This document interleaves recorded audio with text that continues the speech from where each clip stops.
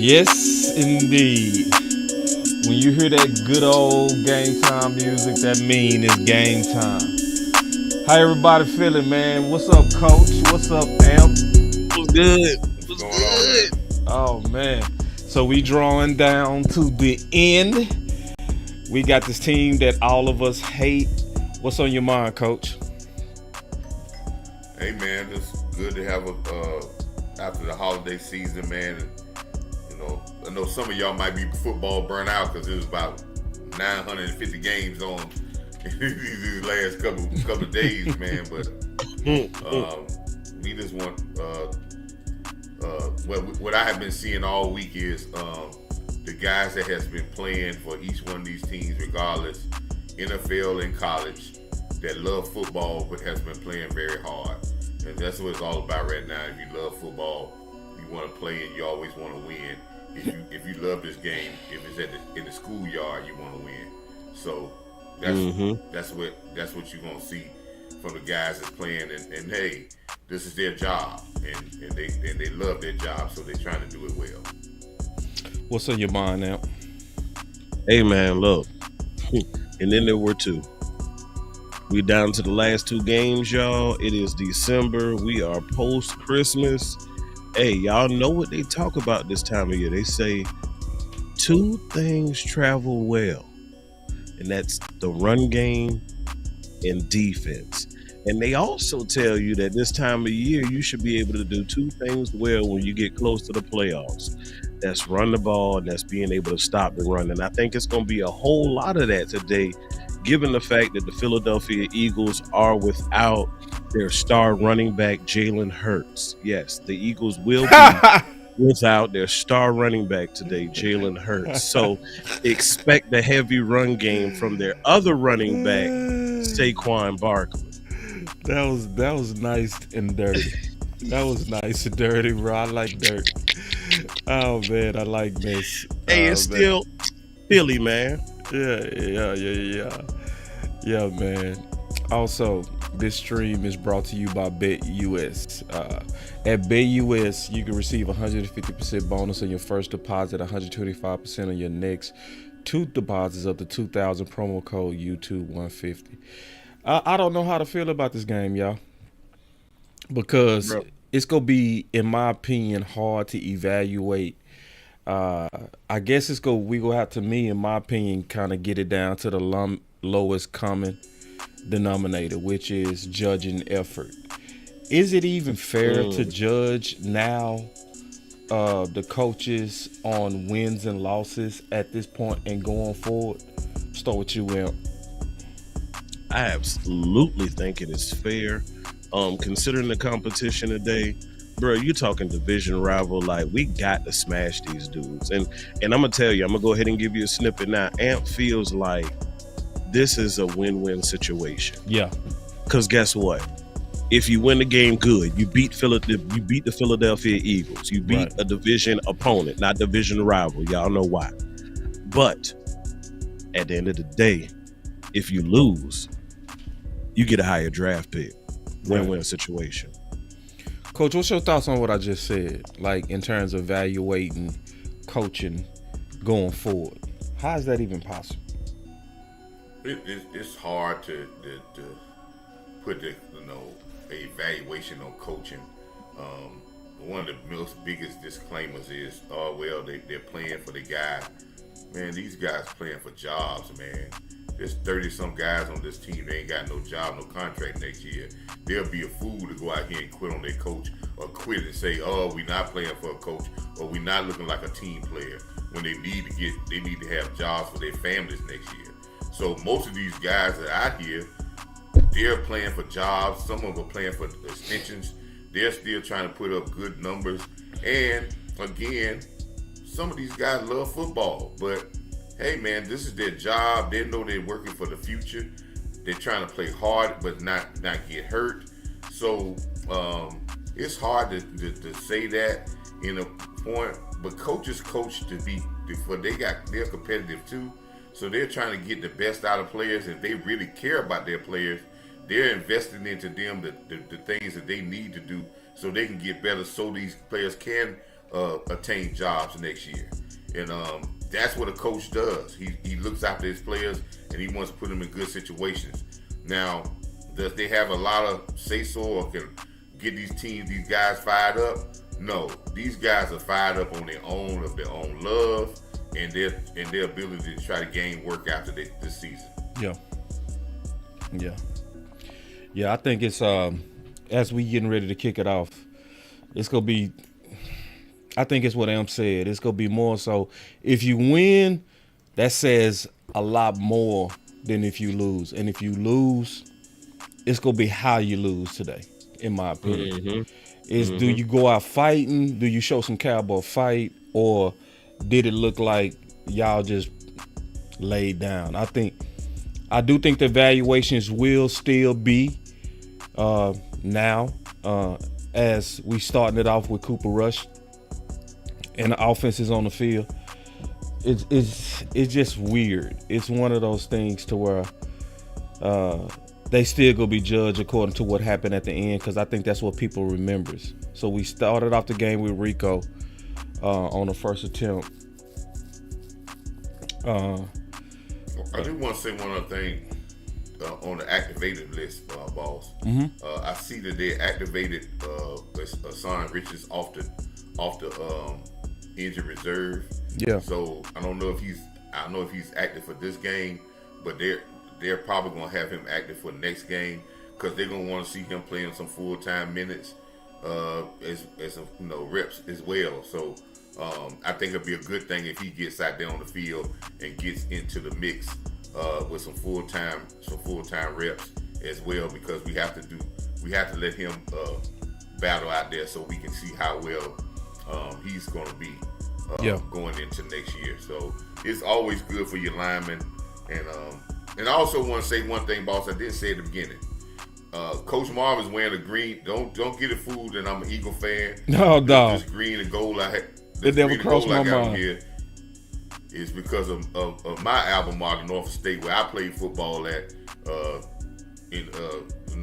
Celebrating that we got a legend and a Tidewater legend as our head coach in Michael Vick. So it's salute. It's really, we really fired up in Spartan Land. So I will be attending a lot more games this year in Norfolk because I'm glad to see a guy that's been raised in the Tidewater area. Him and a lot of those other guys that come from that Tidewater area to bring his expertise to Norfolk State. Yeah, Coach. I love the Michael Vick head coach. I think hopefully that should get any kind of residue of the dog fighting off of him. You know what I mean? It's like that's stuck with him so long. Now it's gonna be some weirdos that's gonna still cling to it. You know what I mean? You know, the type of people that would always put a dog over a man anyway. You know what I mean? I'm gonna tell you how. And I'm gonna tell you how it's gonna go. Right now, there's a lot of excitement, and as I told somebody, coaching always boils down to wins and losses. So there's gonna be a lot of excitement about him, and if he does really well in Norfolk and starts doing very well, the dog story is gonna come back because they're gonna try to take it down. Yeah. But right now, everything's going well. We're in the honeymoon period. They always tell you to enjoy the honeymoon period, but prepare your honeymoon period for the long fight ahead for the marriage. And we have a marriage here. I'm just glad they love him in the Tidewater area. And it's going to be star-studded at Norfolk State games, from Ivan Iverson to Bruce Smith to all the other guys that live in that area that has been stars in the NFL and in other sports. I agree with the chat. A lot of people talking about how the offense coming out so far, looking pretty decent. I could just tell that it's balanced. You could just see it without even verifying it. Cooper. Ooh, this dude is holding Cook's jersey. And Cooper Rush is going Cooper Rush. God almighty. Jesus. We get to the red zone and we want to pass. Running. God. Oh, we went goofy. It was going. Oh, Boss is your goddamn fault. You in the chat, dog, talking about how good we were, and as soon as you Oh, did go blame me. it's y'all fault. Hell yeah. It's all on y'all. First pick 6 to the house is on Boss Cowboy and the chat. That was a goofy throw. Goofy. Right at him. It tells me, man, there is just no. Listen, Cooper Rush is who he is, and balance is what he needs to be. And you need to have a game plan where you don't put him in, put the ball in harm's way. You get in the red zone, you don't run the game. This is why this guy gotta go, man. This guy still ain't learned, man. He I don't know. It's just that he just don't have it. Cause he think Cooper Rush, somewhere in the line, he thinks Cooper Rush is a number 1 quarterback.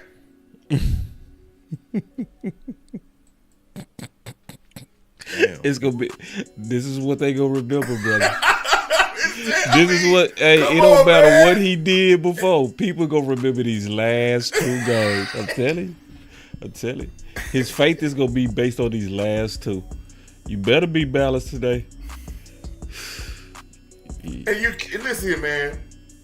You can't tell me. We want to talk about this.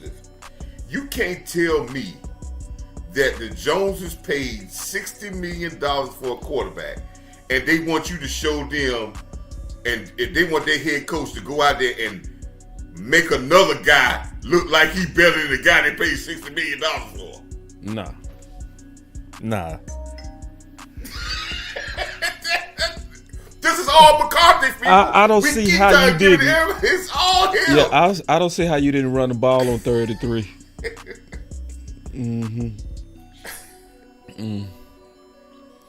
Well, you got to just redeem yourself. The drive is we were balanced and we were moving the ball fairly. We was. So, hey, what I expect this second drive? Yeah, that was a blunder. That we go ahead and get the goofy one out the way. All right, it happened. Let's bring in our wandering minds. Okay, we are in Philadelphia. Y'all did get off the plane. We are playing at Lincoln Financial. I need y'all to go out here and just play sound, good effort football. That's all I need from my team. I don't need nobody playing no hero ball, no amazing. Just play football.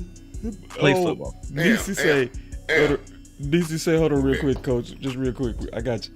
He said, McCarthy keep doing this. I'm going to the mall.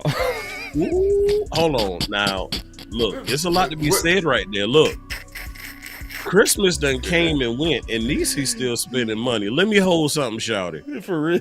Let me hold something. You got that bag. Go ahead, coach. Let me hold something bad, too. Hey, but I'm going to ask you something, Amp. Yeah. Rico Dava had 3 carries. How many yards he was averaging in the 3 carries? I will bet 5 carries, 4 per attempt, 3 rushes at 4 each. And then you got to a point you complete 1 pass, then you throw the ball down to Cooks again. Then you see, Ball said it.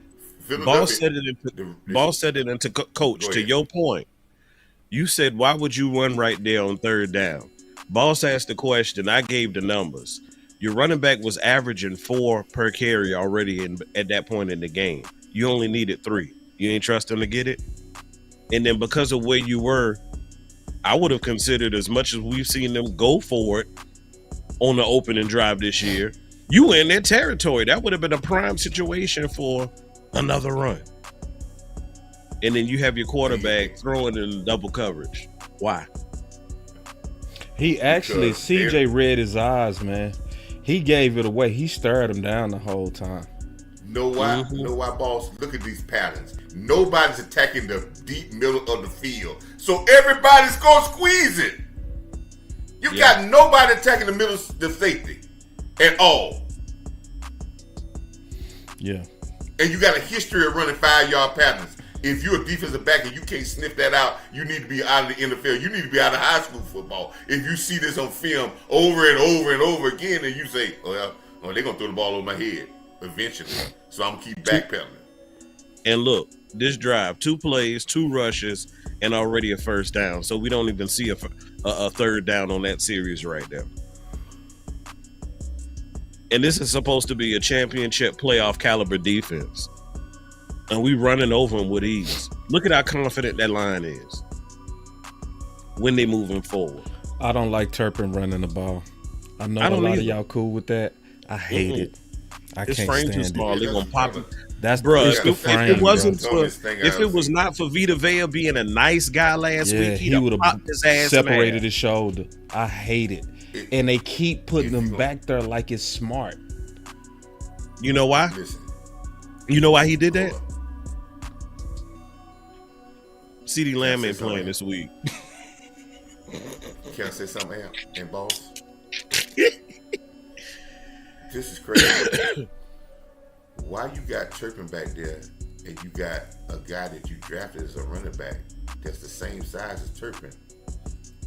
Why you don't put him back there? And he might be even active more. today. He might be better in terms of agility and being able to take the shot because he's compact. He's way more stocky than Turpin. Their build is different. They might be the same weight, but Deuce got a different build. We got us a super chat by Bieber. He says same double slant routes that got picked top in the playoffs against Green Bay. Yep, pick 6. Yep. Mm-hmm. Yeah. But you know something? I just want What's to say up with this, these man.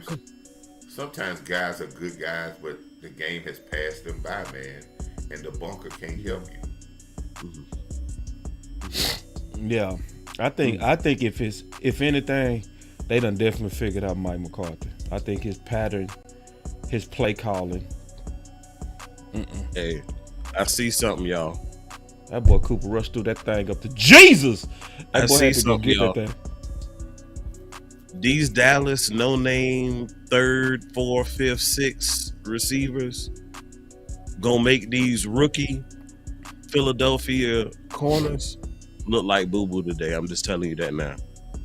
If Cooper Rush get his head out of his behind and settle down, they're gonna embarrass him. You think so? Bruh, because we're too successful with the run right now. And they're going to get caught looking in that damn backfield. Mark my words. They really running the ball with Turpin, bruh. You can't reach. D-Boys is running the ball with Turpin, dog. Coach, what you got, man? Coach, save us, dog. Save us, Coach. I don't even care that it look good. I don't care. His frame.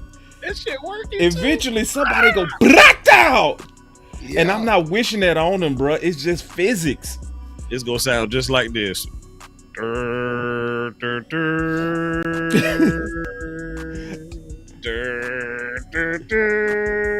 gonna bury that boy, man. 21 gun salute. Hey, I ain't gonna lie. If I'm Rico, I'm hot. I'm low key hot. And if I'm Zeke, I'm hot. I'm like, bro. Early. I like, really? That's you. That's you, 71. You got to finish. This is what I was talking about earlier. Finish your blocks. Stop looking around. You had the block going, then you start looking around and trying to be a spectator. And when your guy need to cut back to keep on going, you don't stop blocking. That's just habit forming. When y'all not habit forming of finishing people off. And then you looking around like, oh yeah. Whether he's with us or not next season, Rico Dowdle need to jump rope this off season, boss. Yeah, them feet not quick enough. Because just now that hole was open quick, and if he had his feet right to press forward and burst, he'd have hit it. But it was like they were stuck in the mud. Feet do get stuck. You do got to work on that agility. That's real. God damn money. Mm-hmm. What I told you. Watch, dog. Watch. I said it. Watch. Where is? Yeah. Let's go, man. Weak ass corner. You ain't lying. Say, man, that boy Cook stepping up on these boys. You ain't lying. Cooking them young bulls. Cooking them. Now I said if Cooper Rush settled down, bro, we gonna gash them, Cook dog. them boys, man. Now run the ball. Now run the ball. That was on Slay though, but I still take it. That boy got Thank slayed. you. Hey, Go. say now I did say beforehand though. I did say the two people I expected to go off in this game was Cook and Turpin. I said it, bro, because they got if anybody, they got that swag for this moment. I'm not sure about the other guys yet, but the people that's playing with that confidence right now is Rico, Turpin, and Cook right now. Because you got to think about 15 attempts this game are going to be dispersed throughout the offense between CD's rush attempts and goddamn, who whiffed? Cooper, get your head out your ass. I digress. They put Zeke in for the red zone. Yep. Let's see if they do something with it though. They gonna pass it. BB ain't get there. Oh. Yeah. BB got smashed on that. I see it. Mm-hmm.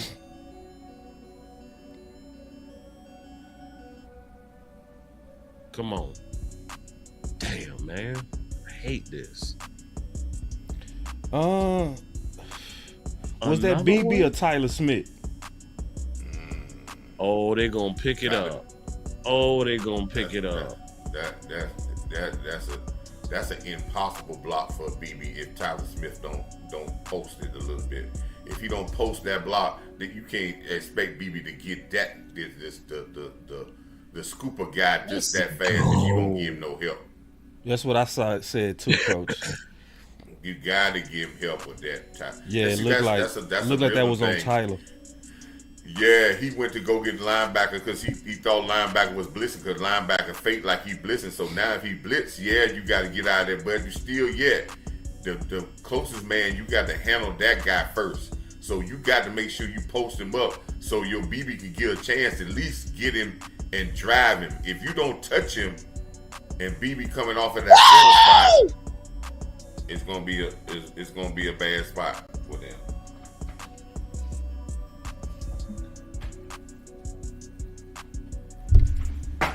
Let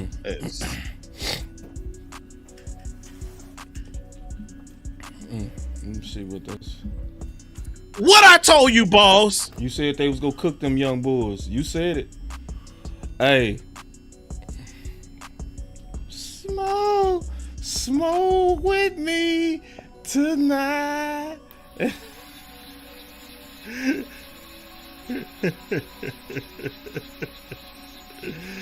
Man,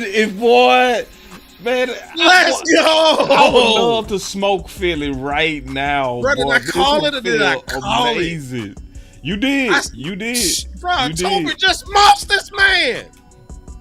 Cook them young bulls. Cook them boys. I can't wait to tweet that. Called it. It looked like the Dallas receivers trying to get paid to me. It's looking like they like CD who? Listen, man, Tobert has had for his third year of getting better. The kid has had an outstanding year, man. I mean, the kid's working on 6 or 7 touchdowns. This is the third game in a row he's caught a touchdown.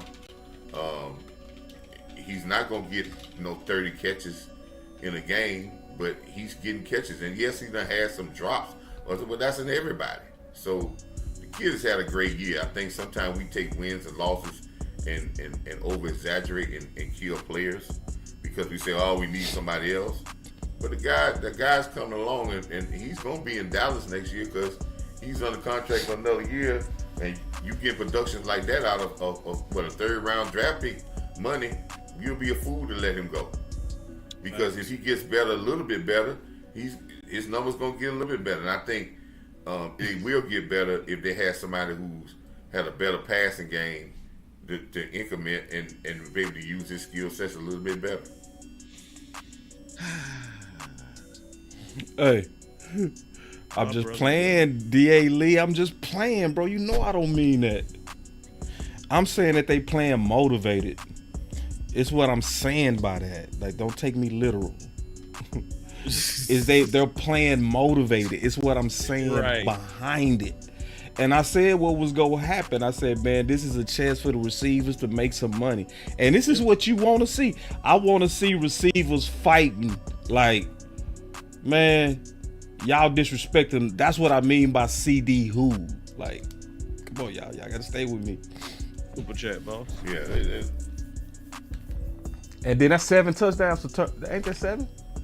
For October now? That's a good year. Yeah, man. That's a good year. That boy say, I hear you, boss. Yeah, bro. I know. I know it get to us though, bro. But you right. We can't be slipping too. We can't be slipping. Like people will take what I'm saying and run with that. I don't mean it like that. No. Yeah, October had 6. Yeah, that's number 7 for him for the season. Yeah, you right. They'll run with that fast. Yeah. You right. I got to be careful. You right. Yeah. They will run with it. It's not because it's not what you're saying. It's what they can say. You said. It's you know. It's not what said. You said. Nah, it's what I was saying. Nah, but you said. Nah, I said yeah. You right. Now, I got another super chat from Chris 214. He said, "Coach, how long are you giving Mingo to be on this team?" Who? Mingo. I mean, listen. Let's do the expectation for Mingo. When they got Mingo to be a third wide receiver. Probably, maybe he can move up to a third. Maybe if things go well, if he shows something, he can be maybe a 2. But he's going to be a third or fourth wide receiver. If he gives me 20 catches, 25 catches in a year, and he can block real well, and maybe 1 or 2 touchdowns in the way, he's doing what all fourth wide receivers are doing in this league. So Mingo I to think me sometimes we got a guy thinking that we trying to make a guy number 1. This guy's not going to be a number 1. He may not be a number 2. His job is to do the dirty work and make some plays here and there. And hopefully he can do some end rounds and runs and blocks. But most of his stuff that he's going to do for a team is going to be is not going to be seen in highlight films. But they say that, hey, that we can, if he's on the bottom end of our roster, we like to have a better bottom end of our roster guy that can give us some plays on special teams, can block well, and then make a play here and there. So if he can do that, he'll stay around. If he don't, he'll be gone. And he'll find the same problem with the next team he get. They're going to say, hey, you need to do these things. If you don't do them, he gone. I see it just like what Chad said. Mingo is Noah Brown too, so far. Yeah. And, Noah Brown did a lot of the dirty work. That's not all bad either. He did a lot of the stuff that other receivers wasn't willing to do, and he continued to improve. So this is no knock on Noah Brown, but I see them kind of the same. Now, my boy T Church is saying that he said Mingo been getting over. Watch Leofold.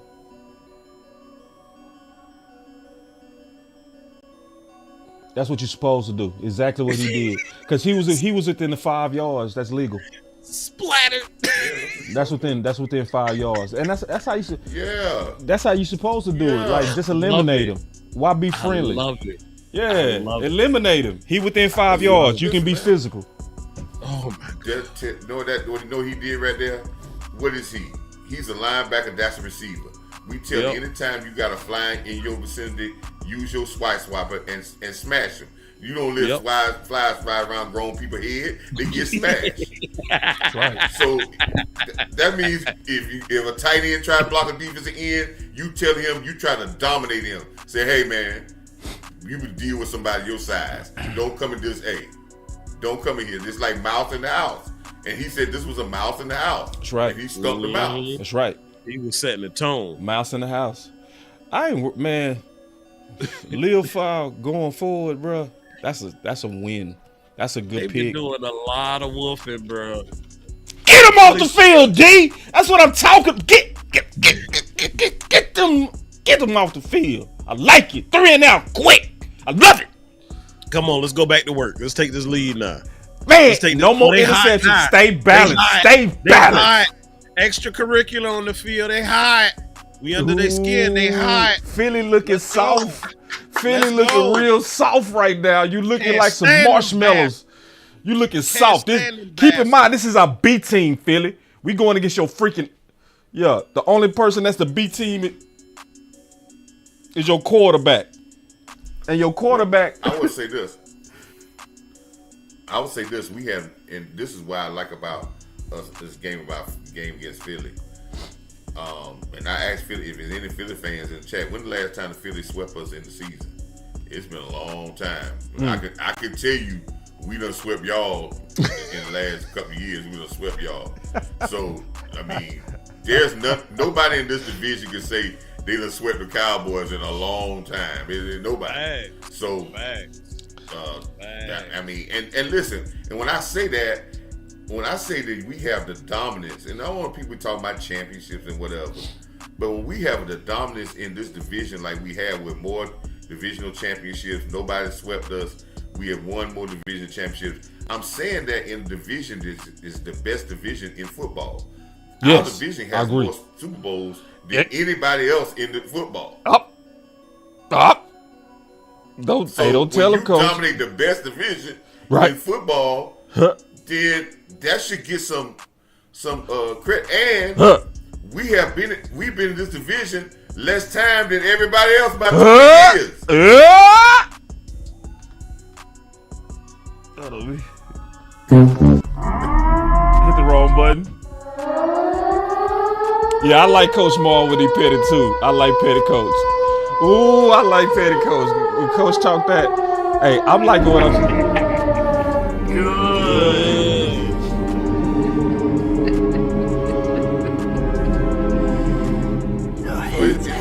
Everybody like talking about what's going on right now, but I don't know what the Eagles are doing right now. Right now, they're not looking good, but they looking soft. I don't know what the Eagles are doing, coach. They looking soft right now. They looking like they taking the game off. All the other championship teams or playoff teams, they tuning. All the rest of the playoff teams are playing wide open football now. They playing. They starting to crank it up, and they getting rid of pretenders quick. Yeah, Eagles this weekend. They getting rid of. They ain't playing around with pretenders. They on all cylinders. They playing. They going out and getting their game together and getting tight. Now you can be on the back end of that with the Eagles, and I can tell you why. And if the Eagles are on the back end, there's a reason why they're on the back end, and there's a reason why a team trades a guy. There's a reason why a team trades a guy that's still in his All-Pro status, because he's a cancer, and Brown is a cancer. Devontae Smith. Hey, coach, they looking like they gonna be out the playoffs. They look like they gonna be one and done. That's what I'm starting to smell on Philly. Worse is they got the talent. They got the talent to win this whole thing, but they trending to be up out of here, bro. They trending to get up out of here. They were doing well. You 10-2. Oh, see, Brown. It ain't hurt his wrist, but when you are 10-2, you don't need a receiver talking about saying what he's saying. But that's why Tennessee said, "Hey man, you gotta go. You might be good, but you got some problems." And it don't take long for it reveals itself. So anytime a team get rid of a big time superstar, if you wait long enough, you'll find the problem. Good job, Tyler. Good job. Immaculate Heart said the Eagles think this team is the same team they saw earlier this year. These boys ain't gonna lay down. I think so. They playing different right now. These boys ain't gonna lay down, especially the defense. I think so. McCarthy, and I hope I hope this ain't okay. Well, he does that. He always run on second down after first round pass. I hate this about his offense. When he gets inside the 10-yard line, he doesn't trust his offensive line to get us out of here with the run game. And 90% of the time on first down, he throws the ball. And when you throw it completion on that first down, try to throw a short pass, it's hard to get those completed when you're in this time. Now you're behind the sticks, and hopefully they can get a first down and get some breathing room. But with this quarterback, I'll play it real conservative here with us being behind the sticks. He said, my boy Travis with a super chat, he asks, does Rico look slow to you guys getting into the hole? That's what I was saying earlier. It's them feet. No. I don't see slow. I don't see slow. No, I think we compared. See, I think sometimes we compare. That's the same thing we did last year when we compared, or 2 years ago when we compared Zeke Elliott to Tony Pollard. We seen Turpin run the ball a couple times in wide open holes, and when he had a little burst, we said, "Oh man, well we don't see that same thing for Rico." But the holes ain't the same. Well, I just think he was talking about how does he look coming through the hole. I don't think he was comparing him. With that. But I'm just saying, with your eyes, sometimes you saying what can deceive your eyes? Yeah, and then you can say, "Oh, I see that guy. Oh, this don't look the same." You know what I'm saying? But he running real run plays, and I think Turpin is running. He's running the Tony Pollard plays when Zeke was there. The ones that we gonna put you in the backfield, maybe look like a pass thing, and quick hitters, and then you quick hit big plays. Yep. So those are what, you know. Sometimes the backup man gets the second string gets those opportunities for the home runs. You know, so. But just think about it, when y'all talking about running the ball, if he would have came out and run the ball for the first down, we would have had a third down and 1 or 2, and we could have kept the drive going. You wasted a first down pass, and then you ran 2 times for 9 yards. See what I'm saying? We had we're allergic to run the ball 3 times. Like that ain't us. You know what I'm saying? We gonna fool somebody. But you know what? On the contrary, Rush got more attempts than the pass game right now. Mm-hmm. We got 13 rush attempts to 11 13 rush attempts to 9 pass attempts. That's different. Yeah, that's different. He usually don't start that way. He usually way off balance from the beginning. Yeah. But this also says to me he need to run at the right times now. It's not even just the balance. It's the pivotal decisions, 3rd and 3, run the ball. And just live with it. Whatever happened, live with it. You know what I mean? Yeah. And then my boy Coach. Confidence in your team, man. My boy Coach said Rico is running comfortable. He trusts the line. Yeah, I mean, this is what I realized. Just said exactly what I just said, man. This is what I realized. For people that say that Rico looks slow or not quick or whatever, this is what I learned. It's very possible. What's up, True Vibes? For people to see the same film and see it totally different. It just it don't mean one person right. It don't mean one person wrong. It just happens. Like, and it been times I saw something, I swore I saw it the first time. I go back and look and say, well, you know, it's the eye is a funny thing, man. That's the only thing I can say. The eye is a very funny thing. That super chat that just came out, it alluded to what I just said, man. Right out my mouth. Bill, when you said boss, run the ball on 3rd and 3. Build confidence in your line. If you build confidence in your line that we can get 3 yards and you put that pressure on them, you're going to find that you're going to be able to get 3 or more yards with your line, because they're going to feel that this is important, and you putting that emphasis on them, and they're going to move people, and the running backs are going to feel comfortable getting it, and they're going to get it.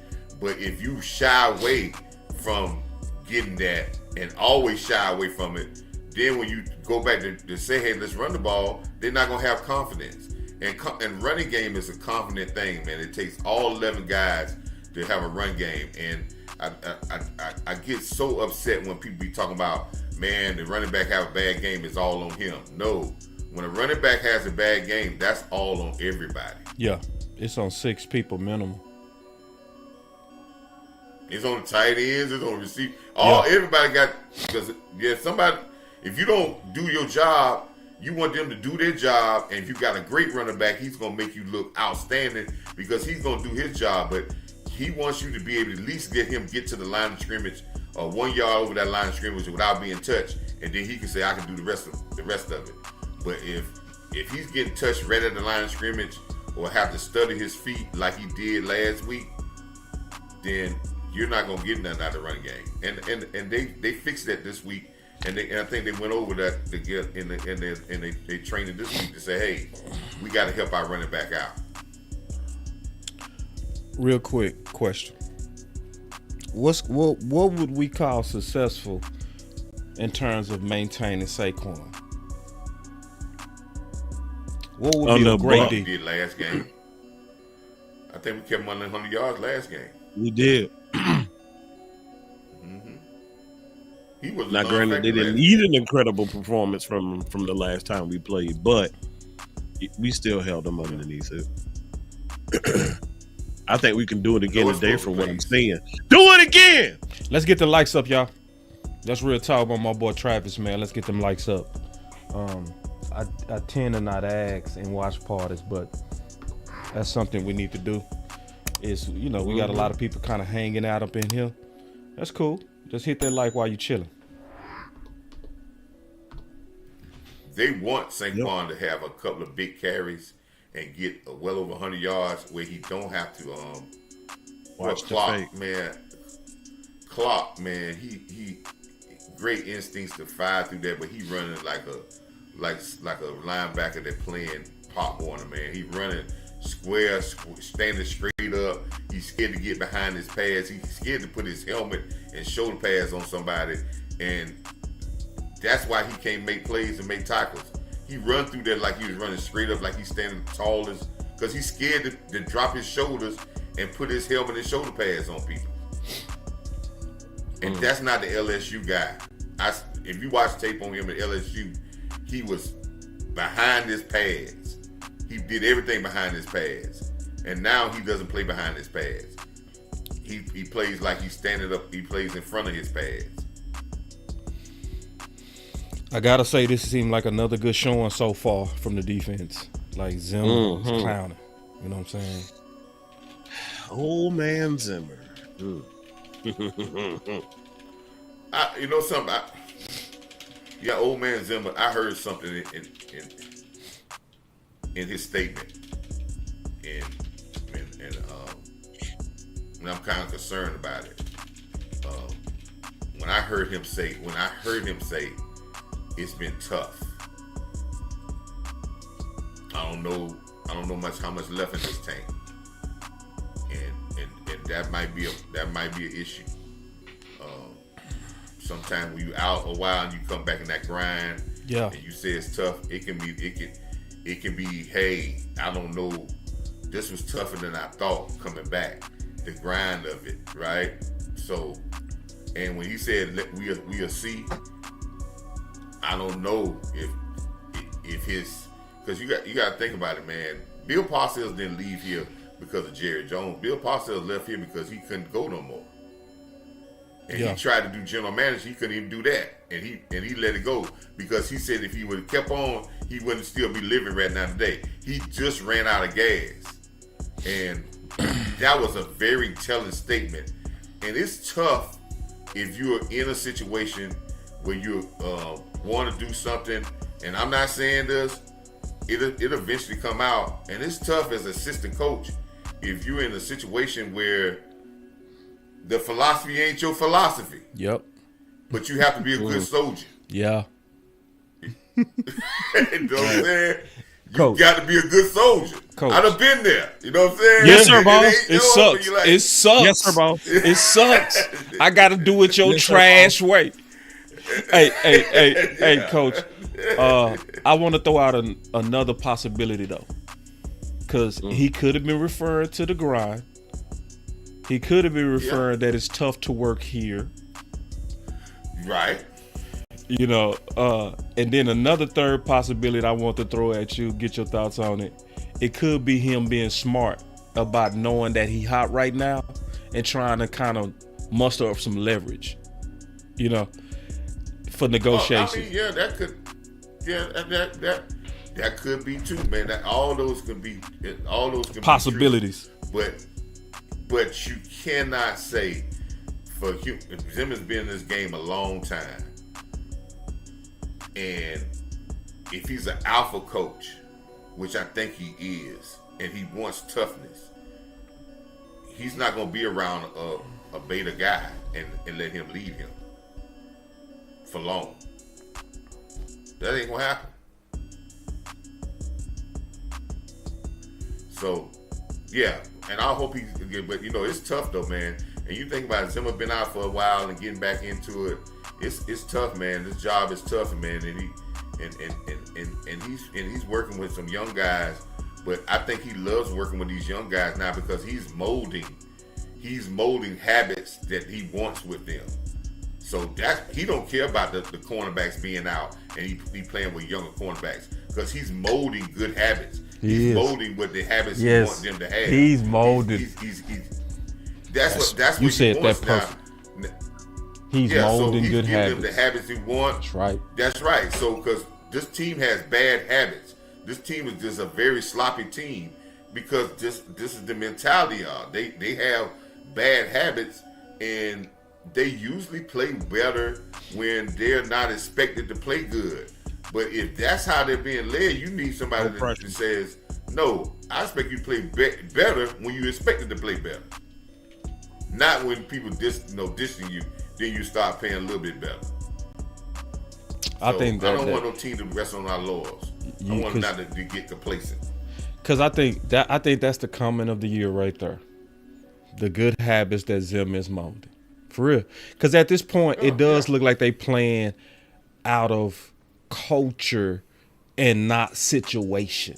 Because see, that it used to be like that under Rod to where it seems that it was a culture of playing fast and hard and running to the ball. And that's back. And it's good to see.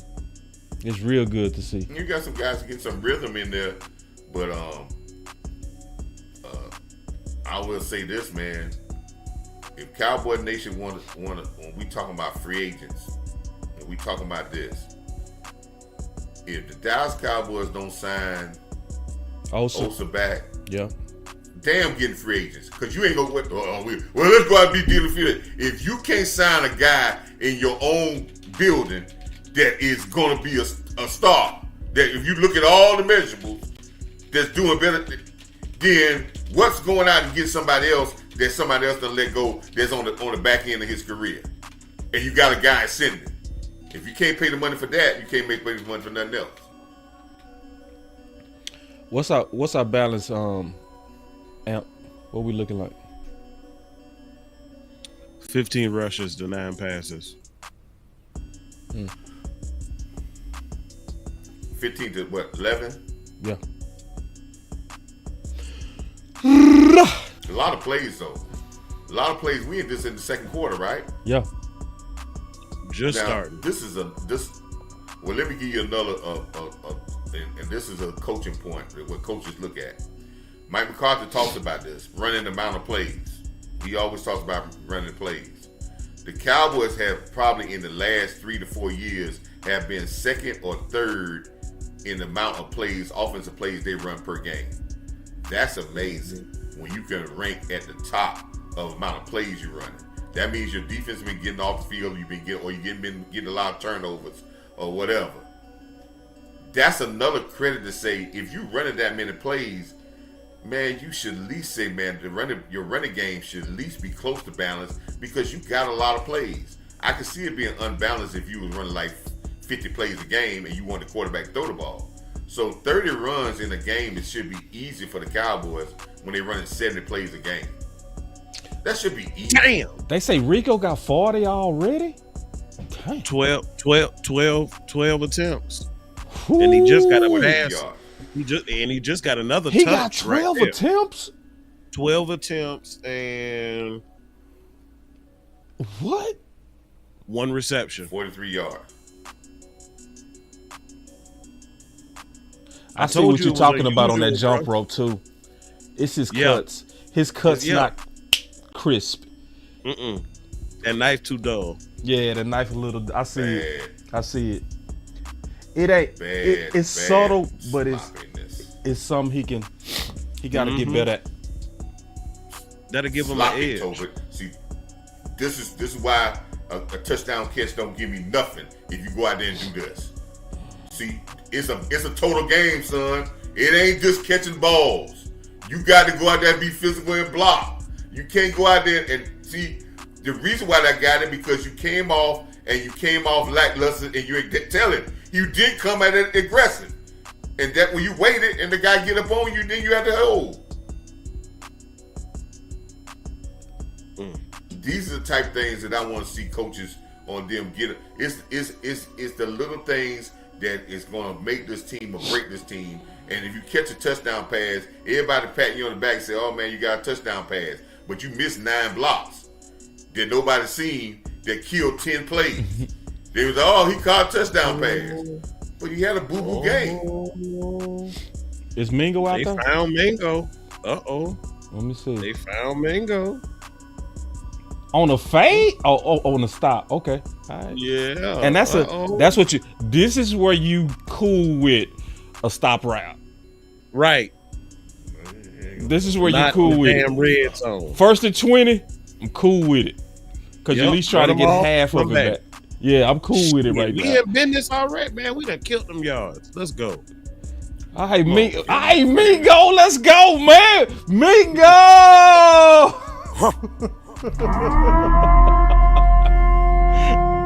Let's go, Dallas Cowboys receivers. I like to see these dudes fight, man. These dudes is fighting. I like that. What championship defense? Y'all see a championship Run defense? the ball, Mike. This is 3rd and 2. Run the ball, bruh. Mike, It ain't even Mike, 2. Don't get fearful. Don't let them run you off throwing the ball down the middle of the field now because you got an interception. Yeah. Don't play scared like that. They'll call a bomb on this one. Damn go route. Attack number 32 in the middle of the field. Yep. If nothing else, you would get a PI call. Mingo.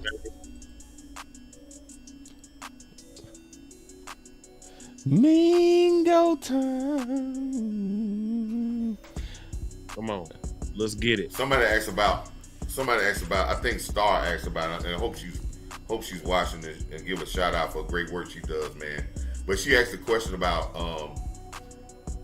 It seems like since Pittsburgh, Honey Lupe have been taken out of the rotation of running backs of getting the ball. Well, I mean, usually in this offense is only. Oh my God! Run the ball. So. I'm done.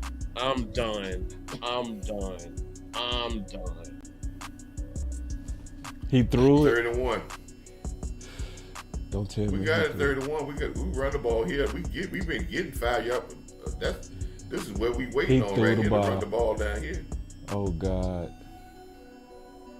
We don't even. Mingo was wide open, bruh. That boy missed that boy. Oh, because he was going on 4th down. That's what he had already planned on going 4th down. Didn't I say they would throw a bomb? Didn't I say that? Cooper Rush, you can't miss that, dog. You can't miss that. You can't miss that, Cooper Rush, bruh. God, dog. That's all. I said it. It's all good. It's all good. It's all good. It was short and off target. He can't throw the ball down the field now. He can throw stop patterns. Now and then you punt the ball. You ran the ball. You threw the ball. You go punt. Yeah, that was crazy. It did is crazy. That's 31 and you throwing the bomb. And you throw it to Mingo. But he was open though, coach. So I can't fight that too. I don't care. You throw the ball to Mingo, and then you throw. But he was open, coach. He was open. Listen, man. I'm put it like this. No, we should have ran the ball. The only clearly. Now listen. Bro, we averaging almost 4 carry. You needed 1. Let me explain this. That all the 9 routes that you have completed, Cooper Rush has completed, the receivers had to come back. That's facts. Lamb had to come back and get the ball. That's right. Everybody had to come back and, That's right. and give a jump ball. Make a circus catch. Yep. And to make a circus catch. So now you gonna trust a circus catch with a guy that ain't showed you nothing yet.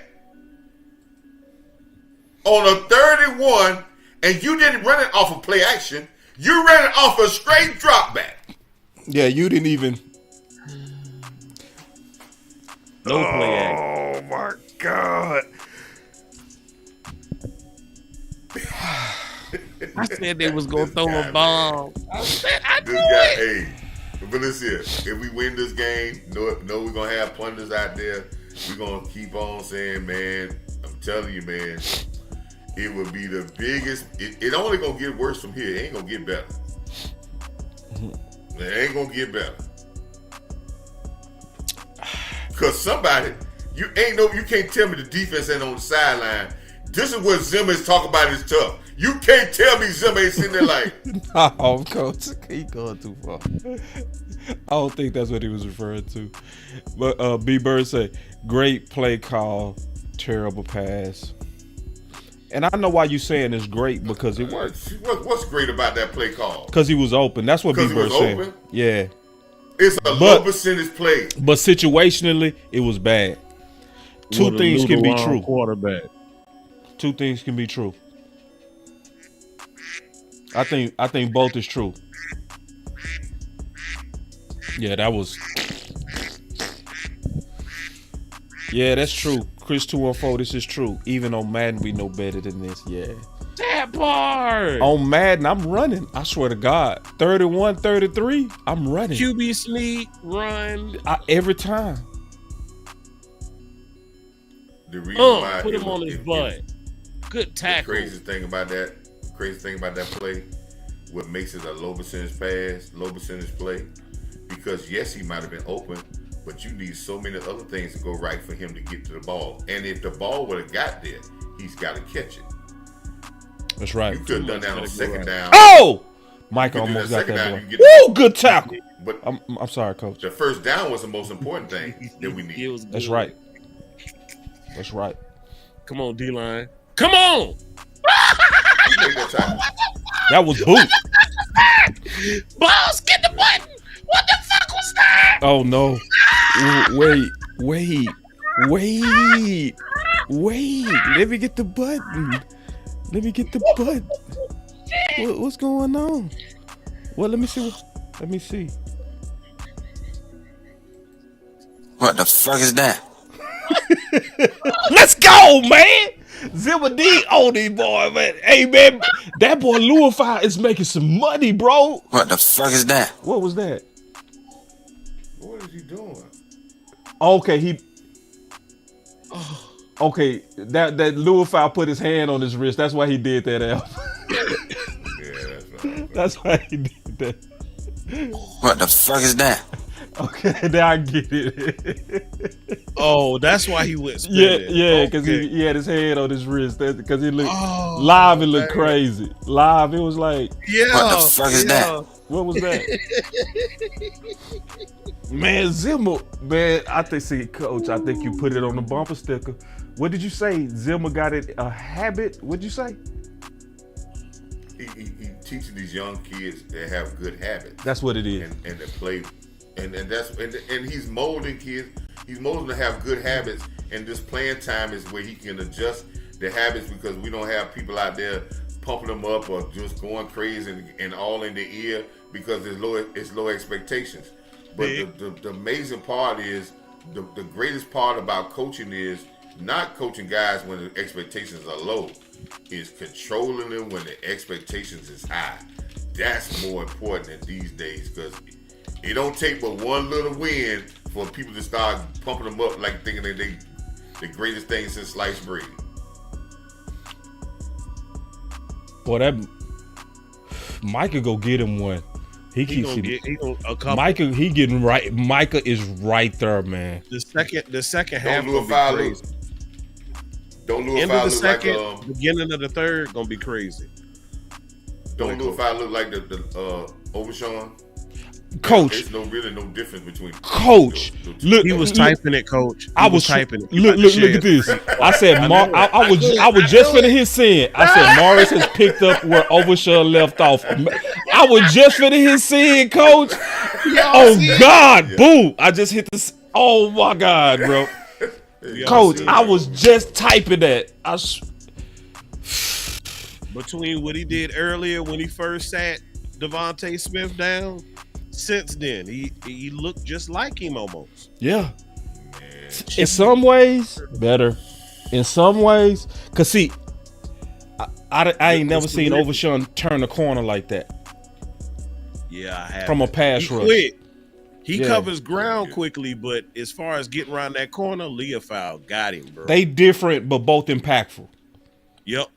Give me a hard nosed, Come on, outside shoulder. asshole, Good job. asshole type of guy in here that's wear on these people that they don't like as much but they respect, and match him up with a guy like Will McClay.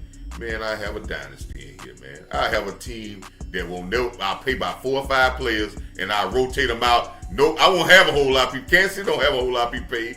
We wouldn't have to, because when the next band comes up, the replacement would already be in the room. Yep. I like that too, The Coach. replacement already in the room. But you know the problem with what you're saying, Coach, to be honest?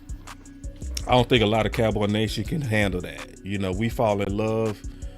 You know what I mean? We wouldn't know how to kind of have like 4 core players and rotate everybody else. But I like your strategy. I like it. Kansas City doing it right now. They're doing, cornerback all the world. They had the replacement already. The defense ain't settled. Their safety, he in the last year's contract. He done won 2 Super Bowls. They already got his replacement already. They gonna pay 4 guys. Kelsey, Mahomes, a couple of offensive tackles, and the defensive lineman, and everything else gonna rotate. Everything they tell Andy Reid, save us money, don't run away from coaching. We're gonna draft them, get them up, get them ready to play, and that's how they do. Let's get them off the field, D. Let's get them off the field, D. Come on, Blank. And they got Michael playing linebacker. I like it. That fooled them too. That made them hold that ball a little. Oh, great catch! God, Hell of a play. Hell of a play. Yeah, it's a great catch. Great catch. I mean, if they got to convert like that, I'll take it. You know what I'm saying? Something about Saquon Barkley in this game. That actually don't look like a catch. He bobbled. Nah, that's for sure a catch. Oh, you saw it again. Seeing another replay again from another angle is for sure a catch. Gotcha. Let me look at it again. Now, let me give you some on Saquon today, right? Let's go. This is what I would tell my defense, right? Going into this game, I'm gonna say the first and second quarter. That's a catch. I want y'all to put as many hats on Saquon Barkley as possible. I got to see him get hit. When you get a chance, I want you to Knee hit down. him, because he's going into the playoffs and he ain't trying to tough it out today, because they don't want him to get hurt.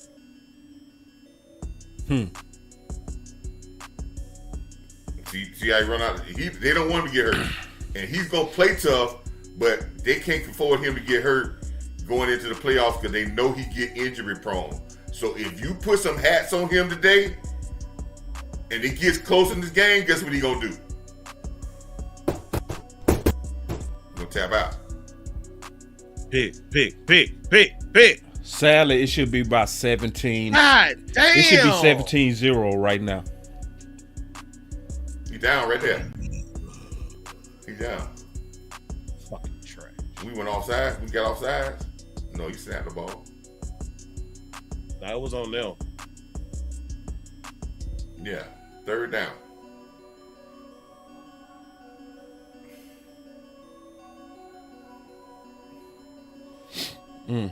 Boot. He burnt your booth.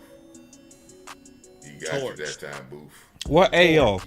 What a Nigerian corner. He Owaria. hurt. He on injury reserve. Mm-hmm. You know, eventually they was gonna get Booth, man, with D Smith. Come on, y'all. Yeah, he's on injury reserve, boss. He put him on injury reserve today. Okay. Oh yeah, that was big. See, Booth make a good tackle, but Booth, Booth Coverage. is who he is. Yeah, D Smith and Booth. Eventually that's gonna Hey get you. man, and listen, man, when a guy's a 1st round draft pick on a team that's not doing good the couple of years and the team wasn't doing that well and they let him go, he got big flaws, man. Don't kill where he was drafted at. Forget that. Go to now his new evaluation. Sometimes we stay with that old evaluation, but now we have, once they done played a couple of years, we got a new evaluation on them. Yeah. Yeah, man. So today's stream is brought to you by BetUS, where you can receive 150% bonus on your first deposit and 125% on your next two deposits up to $2,000 with the promo code YouTube150. Appreciate all the people out there that's been using BetUS. I always like to see that y'all making some money off your knowledge. That's always a cool thing to see. Now, I put in my comments that to me the parlay bet was going to be what was going to happen between Dallas run defense and Saquon Barkley. The number said bet with Dallas, actually. If you're an analytical bettor, the number said bet with Dallas based on how they trended. So, yeah. And Freight Train, I think you're right. It was Philly found a scrub. Yeah, that's what happened. And it was a natural rub design in that play as well. Yeah. Yep. Good play, Yeah, that hurt. He got caught. Yeah. Anytime you have a score, I think that play and Boss, I think that was a 3rd down and 12, wasn't it? Yeah. Yep. They had two. Anytime They you converted 2 3rd and longs on that drive. Yeah, but anytime you give up a 3rd down and 12 in the right outside the red zone, you give it up for a touchdown. That's what we call that's a double blow. That's you can't do those things. There are certain plays in a game that you can't let teams convert on. You cannot let have big plays happen. These are the type of plays, because that's a 4-point play. Because if you stop that play, if you just get an incompletion, it's probably a field goal. But if you get a touchdown, that's 4 points you gave up. That's not only a 4, because there is in position to score. Those are type of plays that you go back as a coach and you mark about 10, 11 plays in a game. You said, this is the plays, these are the money plays. We got to convert. We got to shut down on these plays. We cannot allow stuff to happen on these plays. So, again, this is the thing the Cowboys in the next season, we don't do well in these type of plays. And it's a lack of concentration and a lack of focus sometimes on this team. And that's why I said we need somebody to make this team uncomfortable so that we can tighten up on those type things. And then he said, I'm glad we're getting to play our younger players so we can evaluate them for 2025. We need to know who can Maurice and can Boot play. Yeah, I mean, and I think we knew who Booth was. You know what I mean? Just to be honest, I think we all know who Booth was. Yeah, we've been trying to keep him off the field. Yeah. we were trying to keep him off the field, but here comes that same dumb. Okay, at least it went back to the middle. Oh, he fumbled the ball. God,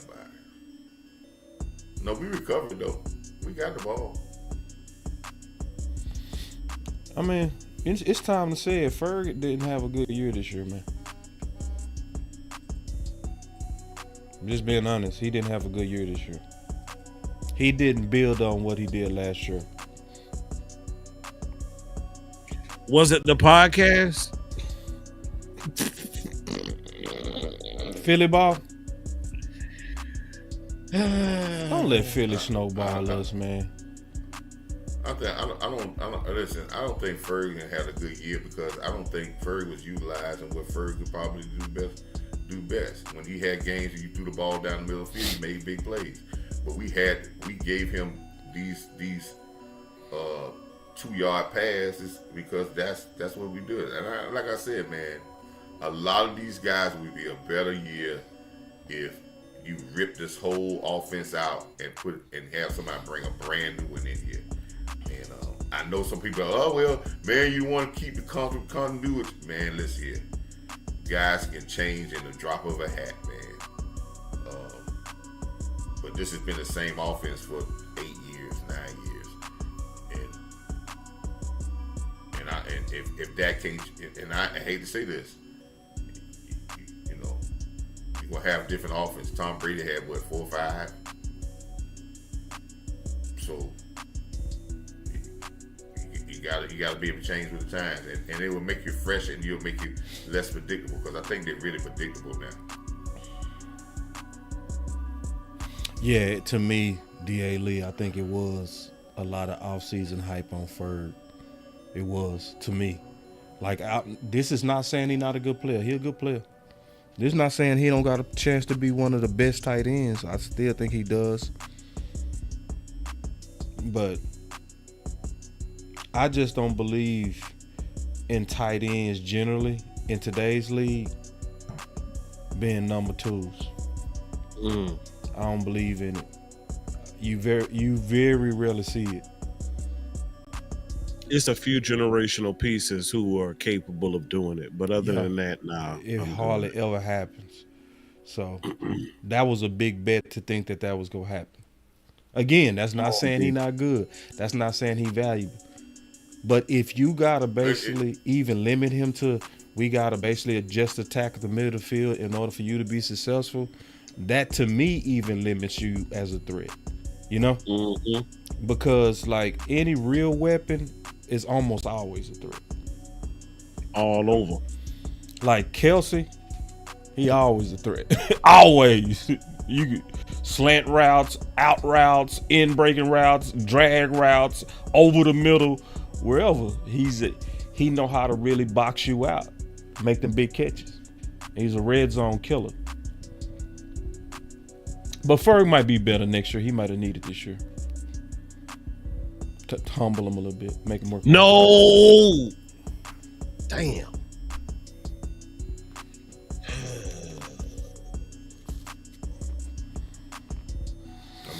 I think, I just think the tight ends is important. Detroit tight end, I think he's their number 2 receiver. Of course, Kansas City, Edwards is probably the number 1 receiver in Baltimore.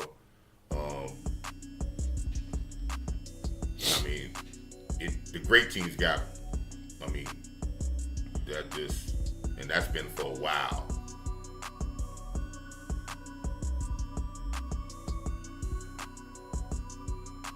Good job, D.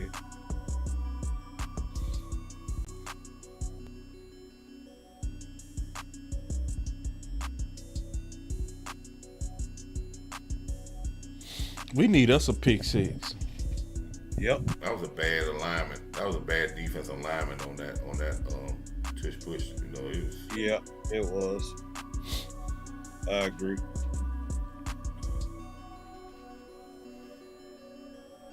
Come hard at that, Come Michael. on, Zim. Don't worry about him faking you out, Michael. Come with 4.5, 4.3, 4.4 speed at him. He can't shake you. He not gonna shake you.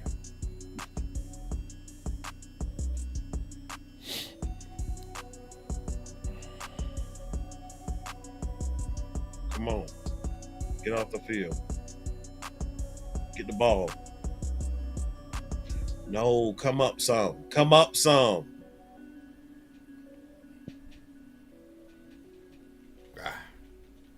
Come up some. Come up some. Come up some. Good tight. They're going to do it again. They're going to do it again.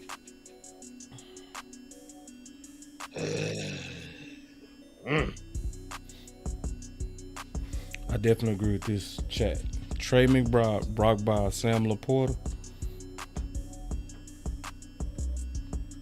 Those are game changers. Yeah. Those are game changers. Tight ends.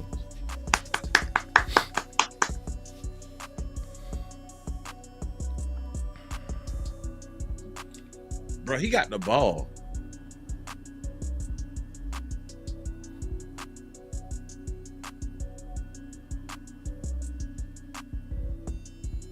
Did they get it? All sides. Offsides on Dallas? Yep. Head on the ball.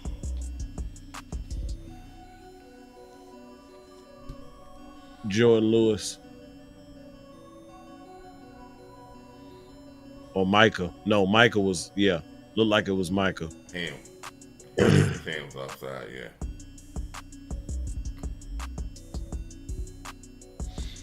Damn, Because he bro. was damn near looking sideways at the ball. We needed that stop. Yep. Get the ball.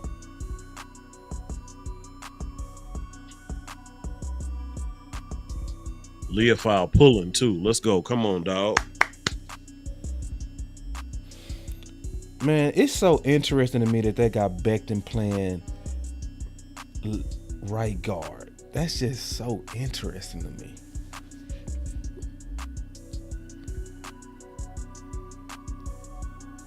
Yeah, Lil Fowl, get the ball. I love Lil Fowl. The false start, ain't it? They ain't call it. Where's Booth? Where's Booth? You funny. You know they going at that, huh? Ooh, good job, Booth. I knew they was gonna try. Yeah. I knew they was gonna try. I would have tried it too. Yeah, let's go at that. That worked last time. Let's do it again. I would have did the exact same thing. Try to isolate Boot. But hold on. Yeah, that's cover two. You got to make that play. That's an easy play. You should have picked that, Boot. Mm-hmm. Be honest. Come a little harder, a little faster next time. Yeah, you got to break on that. Because you just basically got to split them dudes. Damn, you just talked about Becton. He just came up lame. He came up what? Was that Becton? They right guard? Yep. He fell on top of Pickett. Matter of fact, he literally sat his ass on Pickett. Literally. Y'all remember Becton, bro? Do y'all remember him? Vaguely. He's that offensive lineman that was drafted in the first round.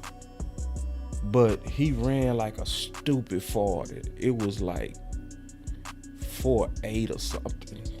What? Yeah, bro. Did they test him? Yeah, it looked like steroids, bro. He killed the clock. And I think he did that at like 350, 360. Dang. Yeah, that's him. I remember him, bro, coming out the draft. But see, I was looking, dog. Philly depth,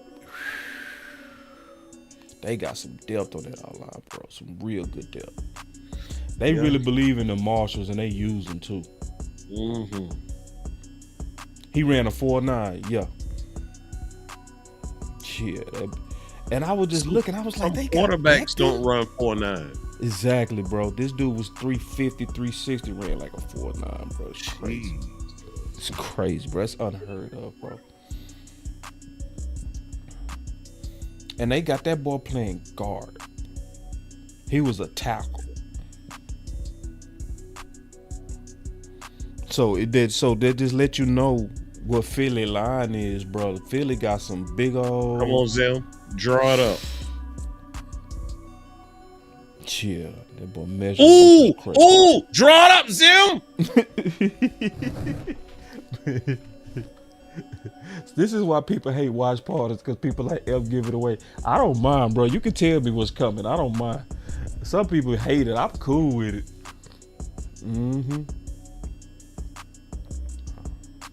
Yeah, and see, the sad thing is Zim is calling a hellified game, but that offense they'll put him in so many bad positions, it's gonna be hard to see it. Tyler Steen got drove backwards on that play. That's the replacement for Becton.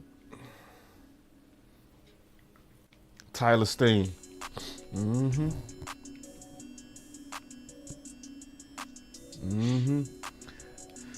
Oh man, I can't wait to see my boy. Yeah, Zimmer definitely got to come back. I don't even curse to my man. It was if he over here like, man, it was hard. Be like, we gonna pay you more. Okay, yeah, come on back. Sure, yeah. My boy say, so do you bring back Kendricks or nah? Somebody asked me that on Twitter.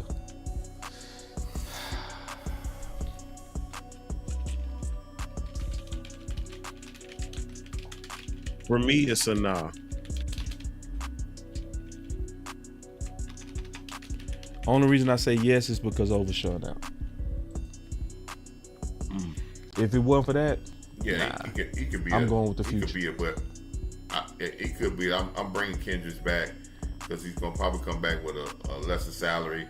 I'm bringing Kendricks back. I'm also drafting a linebacker. I want Overshawn. We got to understand. We got to be very careful. This is 2 knee injuries, and the second one was a little bit more extensive than the first one because of 3 ligaments in this one. So I wanted him to take his time to come back, and it happened in the later part of the season, and I still want him to be able to continue.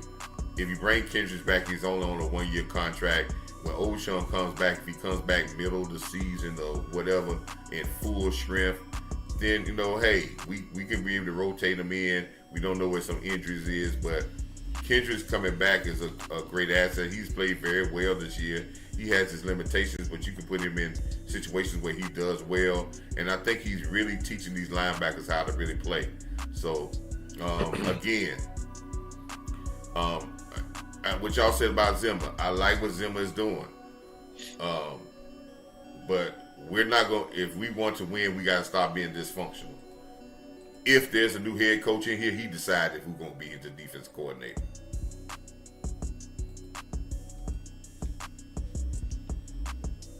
I didn't watch the door game yesterday.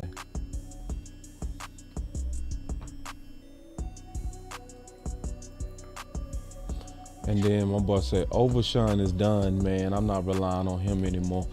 I think that's the safest way to think, to be honest, to take your emotions out of it. Maybe not that he's done, but I wouldn't have any plans of relying on him. Yeah. At all. Honestly and truthfully, though, that's my reasons for being out on Kendricks. Because you saw this year, they had to give him the Zach Martin treatment. They had to handle him with care. He had his scheduled veteran days off, and he missed a couple of games. To me, with Eric Kendricks, I appreciate what he did this year. He was a good fill-in, and being the green dot guy, I appreciate what he did for that room and getting those linebackers to play better. But to me, that insurance policy needs insurance, because at some point in time, Eric Kendricks will go down next year, and you're going to need somebody else to fill in that role. Pete said cut Steele and use the money to re-sign Osa and Kendricks. Cut Steele? Is y'all crazy? What Wait. Just one person said that, coach. Just one. Real quick, though. Hold on real quick. Just real quick before you address that, coach. We got 212 people watching, only 102 likes. Tighten up. Oh, my. Wait. Before you address that, coach, we got to address this. Oh, man, come on, y'all. What? Elp, what you do? What you mean, who you dog? piss off, bro? Like, damn. 212 people watching on 102. Like, what you do? It ain't Coach, me, what bro. you do? It's Coach fault. Because it's so ain't me. The coach just said, "What's wrong with y'all?" That's that's why because Coach be checking. Because Coach be checking y'all. All right, go ahead, Coach. Go ahead. Like, I could listen. I understand what he's saying when you hear pundits talk about Steele and they see a guy get sacked. But has anybody said anything about Steele in the last 6 games? No, not a peep. Nope. In the running game, and when you ran the ball, when you start running the ball better, you put him in a better rhythm. The reason why Cooper Rush has had some of the success he's had is because he ain't getting no pressure.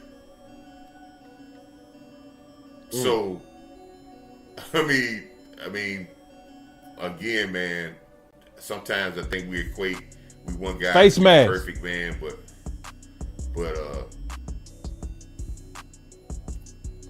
just don't go off these PFF stats, man. Because if you cut Steele, he'll be in Washington, he'll be in Philly, he'll be in San Francisco, he'll be in Kansas City tomorrow. God, tomorrow. Then he said, now, this is the comment right here. And then also, Pete, I respect you for thinking outside the box, though. You know, I don't agree with it, but it's going to take some creativity in this offseason. You know what I mean? So, I ain't mad at you, though. I just think Steele is an asset, a major asset. I also think that the play calling hurts Steele, too. I think the play calling greatly hurts Steele. all that passing I think early when in the they season, man, they had that dude on his heels, that's man. it. Straight up, I'm just being honest. And And I this ain't think- making no excuses. They just, even Mike McCarthy said that you can't have your guys on their heels all day. His play calling, in my opinion, hurt the confidence of Tyler Guyton early and hurt Steele. Just, them boys was dancing too much. Go ahead, Coach. And you know something? Don't let the Joneses fool you thinking it's going to be hard to sign Osa and Parsons, man. That ain't hard, man. Listen, man. Listen, the Cowboys ain't got a couple guys to sign, man. Signing 2 big defensive players this ain't no hard. That's not no hard job, man. Their cap situation ain't bad. Don't allow those people to start paying pole mouth for you and saying, "Oh, we can't do this because of so and so." Don't even hear that. Don't even listen to that, man. And they ain't got to sign that many guys, man. They're not gonna get. There is not a lot of guys that's gonna be out there. That's gonna be your number one guys that's coming in free agents. They ain't nowhere. Everybody is what. I think when Boss be talking about the bargain basement and the Marshalls guys, when you start looking at the free agency, everybody's there. That's what everybody is, because if they were great, they would still be at the same team. If they was in their prime. I said the only same ones that come thing, out their Travis. prime get traded. I saw the same thing, Travis. Like, Rush, man, he trying to do some Mahomes stuff. You not that, bro. No, you don't. You not somebody that can just slag it out there like that, bro. Stop it. Stop that shit. Stop that. No, he ain't home. You ain't one of them that can just flick it. No, bro. Stop. He might be in retirement homes, but he ain't on homes. Nah. he out there like really like he just flick it to you. Man, you ain't that. You gotta step into your my clothes, God! bro. He threw another pick. I could tell. Damn. That response mean interception. Go to the. Why we just don't go to the where we trying to get a field goal? Please answer who You the passed hell was 40. he throwing this ball to? Just answer that question. past the 40. Answer me. Who was he throwing to, bro? You got Eagles players fighting over the damn ball.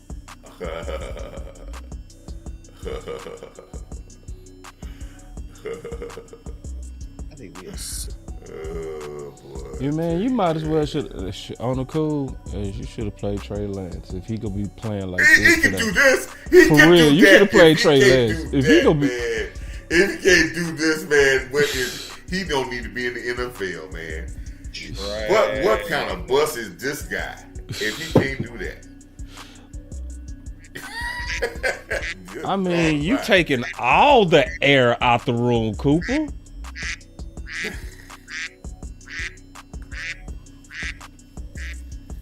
Because you know something?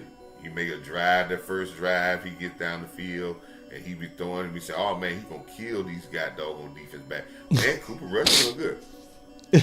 Man, that's just. But remember, Greatness. the caveat with my Greatness is statement was, consistency. if Cooper Rush get his head out his butt.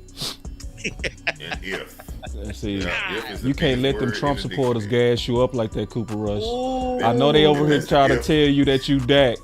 You can't let them. You Yeah, can't let them that's if. KKK members like have you thinking you That's more than if. what you are, bro. Cause see, you out. See, cause that's who. Those are the people. It's the KKK people that's over here. Like we need to, we need to go ahead That's and keep. if, man. It's a, Cooper Rush Hey, out here fellas, that swinging if like word is he a a big man word, dango, knowing he a damn shrimp. That boy out there, that boy punter. Hey, he say, my boy Fly Guy say he threw that punt, that punt.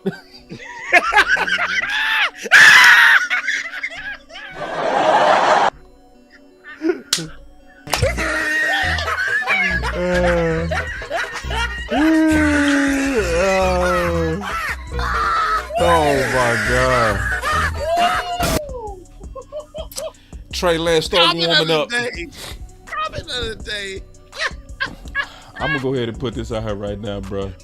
Ooh, he threw that I'm punt. gonna say Trey Lance needs to start warming up.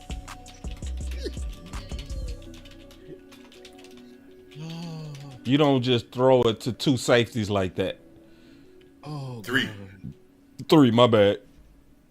2 safeties in the corner. 3 players. Oh, my goodness.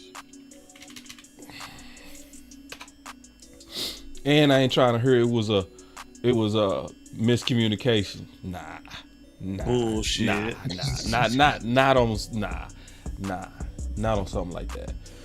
You got Gardner out there looking like a dog. He looking at the sheet. Now he looking at the. All right, let's look at the play. Safety over top. They got We it gonna double fuck around and let them third score safety again come before over. the half, and they get the ball to start the second half. Here it go. Thank you, Cooper Rush. Thank you. They're gonna get 3 out of this at least. He's a better At QB least. than Dak or Pickett. My ass knew the arm. That's what Coach say. Boy, we about to Then look y'all up. It's finna about to help be 27 Saquon, steps. man. Oh yeah, they give him the ball so he can get runs in when y'all don't think he gonna run the ball. They just trying to get him his runs so he can get big plays. I love Saquon, but when he get in the playoffs, I want to see how well he gonna run in the playoffs because very big runs are limited in the playoffs because people are in tight. You got to have some grinding out runs. It's gonna be some tough runs. I want to see if he can do that. I know he can hit big home runs. Can he hit singles and doubles? That's what I'm going to find out. Because in the playoffs, it's very few home runs. It's a single and double and triple type thing when you get in the playoffs because the detail is paying attention to detail. Bamboo. And you're trying to stop big plays. So No, that ball came out. See. That ball moved. If Dez ain't caught it, damn it, he ain't caught it. That ball moved. 13 rushing for 40 yards. Saquon Barkley. They That's man, we spam got and him in. booth, bro. It's atrocious. Mike Zimmer, get this young Lord. man some help, please. Or it's I gonna can't be even blame right. Zimmer for this, bro. I'm sorry, I can't. You can't. You down to your 8th corner now. Damn. Well, I can blame Zimmer for this. Why is he not over there? You got it. I'm blaming you for that. It's not a touchdown.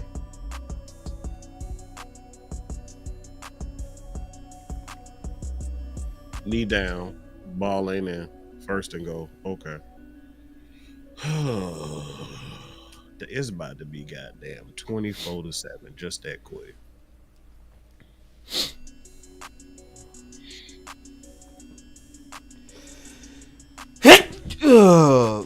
Bless you. You probably supposed to. Izzy need to move to the other corner right now. No, I'm gonna tell you something else.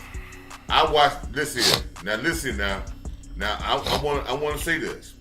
When we went up top to where name, the middle safety was over the top. The other safety was over the top. Our safety is 5 yards underneath this play.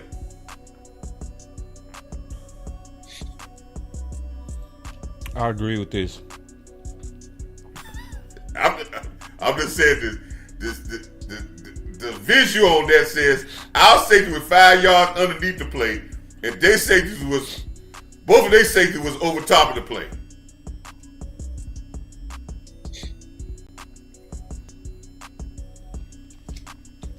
And I didn't see when they showed the front picture, there wasn't no receiver in the middle of the field. So I don't know how he was 5 yards underneath the play.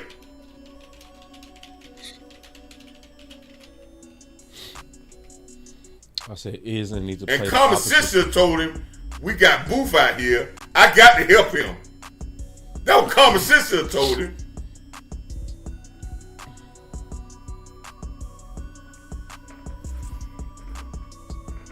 Yep. And my boy Chris 214 said, he said, remember we benched Boot versus New York? Repeat that. I agree.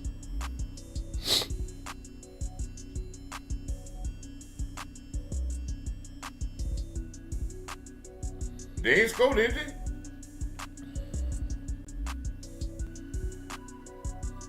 Time ran out, ain't it? Or they called timeout. They almost messed up and they ran out of time.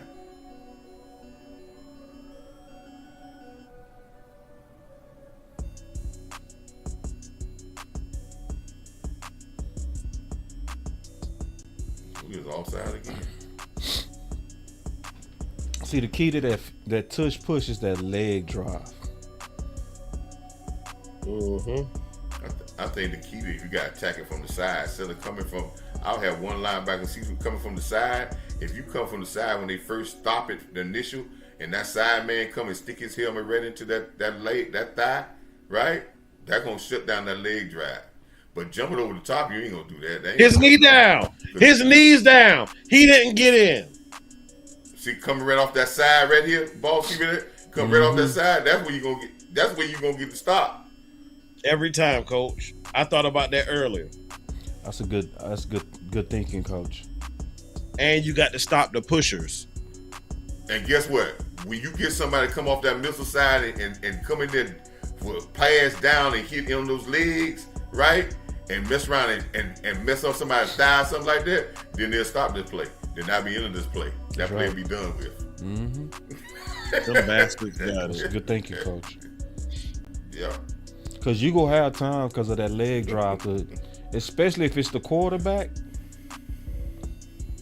You hit They him gonna right in do it his again. rib. They got no respect for you. They gonna do it again. They got 2 seconds. You stop them here, they ain't gonna score. God almighty, he drove right through that time. See, if they came from the side, they would have stuffed that, boss. See what I'm saying? If they came from the side, they would have stuffed that. No. Yeah. And they did, but Donovan Wilson was so busy trying to grab the ball instead of attacking. You'll see it. If he had went in there like a missile, like I've seen him do before, he would have blew that play up. Where the safety? Where the safety? He behind him. He behind him. He ain't got no speed, man. He just ain't got no speed out there, man. The He safety. don't have speed. I'll put it like this. And I'm gonna ask you, boss, and you know this about defense back. Tell me a play. We gonna watch every live game this year. Tell me where Hooker done made a play on the roof.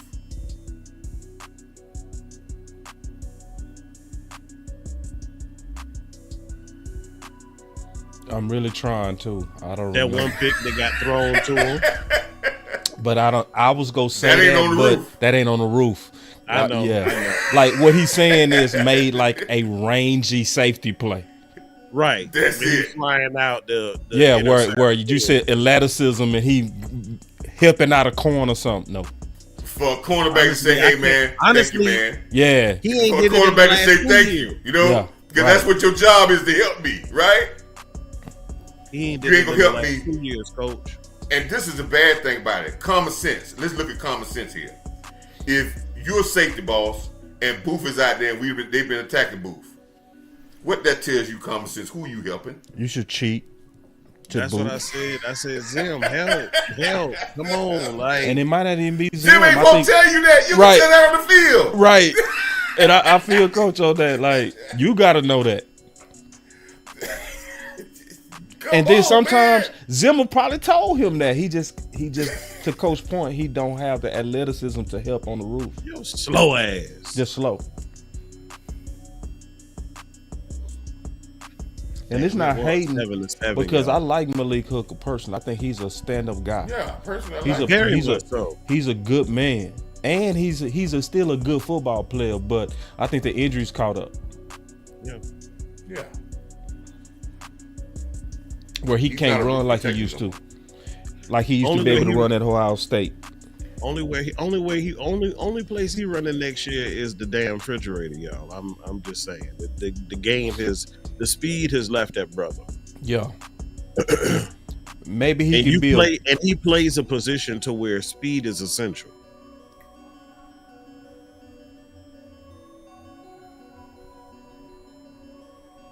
And listen, I like Malik Hooker. I think he's a good player. But Malik Hooker knows, injuries and him trying to get himself. And so he got into a place. He came back. He was with that. He wanted to get back with Dallas. Came for the workout the first time. Then the next time they came and signed that 1 year deal. And when they got him that 1 year deal, when they offered him 2 years at $4 million, I think $8 million is like a little bit over $4 million a year for a starting safety. That's not a starting safety money. When guys take that money like that quick, they already know, hey man, listen, I'm gonna take this money, and I like this environment, this town. I'm gonna take that money and I'm be good with it. Because if he really was believing in his skills and he was doing that well, safeties ain't getting paid $2 million a year. Really. Hey, so it's halftime, dog. Yeah, I need to step away for a second, fellas, and use the restroom.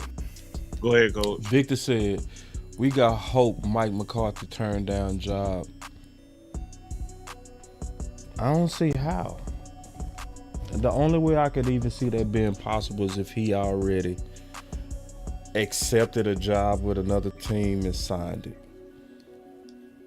I don't see no coaches turning down the Dallas Cowboys. It don't even matter how toxic it is. To be honest, I don't see no coach turning it down. It's also a bird in hand, you know? Yep. So. And you got to think, he ain't no single bachelor. You know, he's a family man. They done relocated from, you know, Wisconsin down here and all that. You think they going to want to do that all over again? I don't know about y'all, but I don't like moving. Right. It's almost just, I would say, look at it from, what do we do? How many jobs do we wish we could walk away from? But we don't. Because of responsibilities. So I heard that rumor. I don't quite buy that rumor. Don't get me started, boss. Oh, man. You know I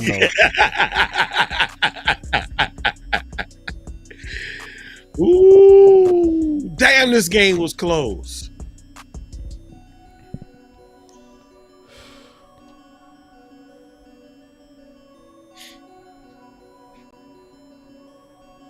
Saints out here doing trick plays. And working. My boy Tom, you could tell everybody going through it at their job. Boys like, facts, boss.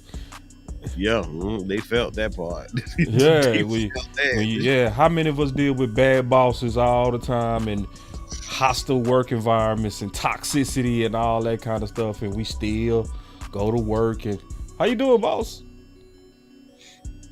Yep.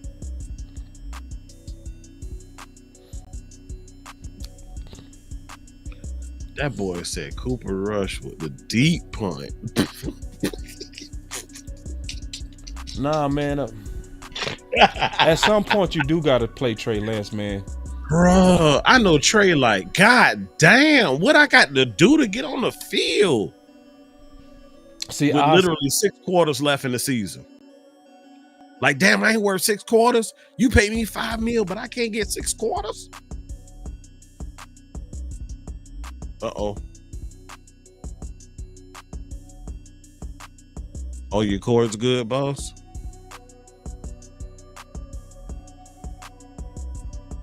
Ladies and gentlemen, we are currently experiencing technical difficulties. Please bear with us as we expeditiously try to navigate these challenges. But hey, nonetheless, man, y'all know what time it is. It's halftime. The game was definitely within hand early. We were moving the ball easy early. The run game was working early. 1-1. And somewhere along, there you go. You got it? You good? Yeah, I got it, man. Okay. Somewhere along the lines, Cooper Rush just decided to Cooper Rush. And I don't know. I think sometimes when Mike McCarthy be calling the plays, I think he might forget that Cooper Rush is actually out there. And that's not Ford. Like, I know Ford's at the game with y'all. I know he's sitting upstairs. He in the building, but he's not on the field, Mike. Stop treating Cooper Rush like Dak Prescott. It's not going to happen. I know you want to beat Philly real bad, but you're going to have to do it on the ground, bro.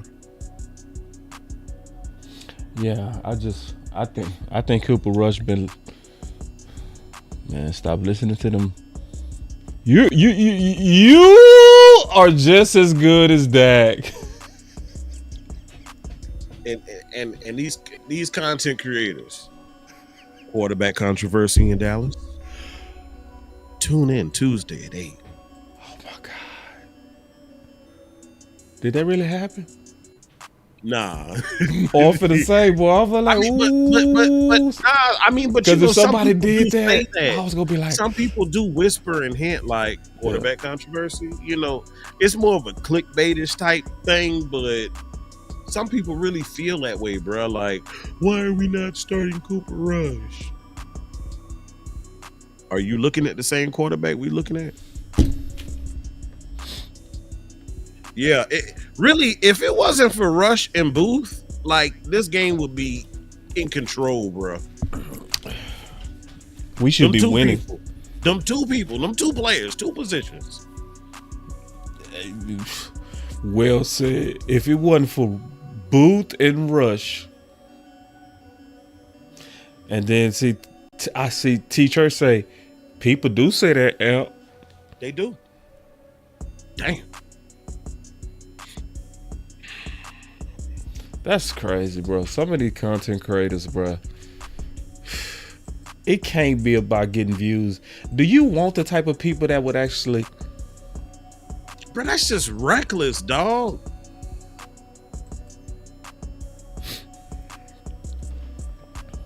Are they saying that with a straight face, y'all? That's just wow. Just for anybody that's trying to stir that up, that's wow. That's wow. That is so wow. For somebody with a straight face to know better. He said, I heard people say rush hour. Yeah. Wow. Yeah. Okay. All right. So under the evaluations right now, the changes that you got to make is Booth now. We shouldn't see no more Booth. It should be done. We should see, this should be no more Booth in Dallas. Should be over with. We should be now looking at Izzy, period. The door is also, but for Cooper Rush, I'm going to give him one more chance. One. You know what I'm saying? In turn, you like to have a clean game from here on out. Because he been playing gritty for the last 5. Yeah. But Booth, we see the same thing every time he out there. So that's kind of easy on what to do and what the adjustments to make. He is who he is. I also think we greatly wasting our opportunity for Trey to get development too. See, because it don't make sense for you to put Tank on the shelf, CeeDee Lamb on the shelf, but then be like, we trying to win these games. Now, some of this do got to get into the future evaluations. Yep. So, yeah, so it's especially if Cooper Rush thinking it up. Now, if he really was playing good, clean football, yeah, stay out there. You know what I mean? But see, now we talking about, because what we was saying, and what was we saying? These wins are good for the young guys. It's teaching them how to drone something in future tough times. Well, if Cooper Rush and Booth done almost sunk this whole game, when do you go to evaluation? Bro, it's tragic when you think about it. And the one thing that comes to mind is, you know, if you're a sibling, right? And you know, or even if you're a student in school, whatever, lunchtime, y'all sitting together. And you know, the dessert for the day is that sweet potato pie, right? And you done smashed yours. You like, man, it was good. I wish I had me another one. And you look over at your neighbor and it's sitting there and it's glazed and just your mouth is watering. You could taste it. And guess what? They don't even like sweets, but they won't give it to you. That's how I feel like what we doing with Trey Lance. Like, you gonna eat that? Just for them to throw him in the trash. Like, damn, I could have ate that, bro. Like, he is a quarterback, right? Like, damn, I could have ate that, bro. You threw it away. I could have ate that. It's a couple of good fire chats. He said content creators and Cowboys media have adopted to anything is good for content is above team building. Oh my. It's true. Obviously not all, but way too many.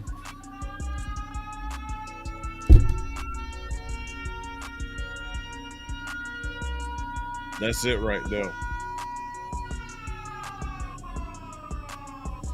And then my boy Smoke say, and someone had the nerve to tell me Rush is better because he don't throw a lot of interceptions. Oh yeah, hold my beer sucker. Boy, they giving it to him.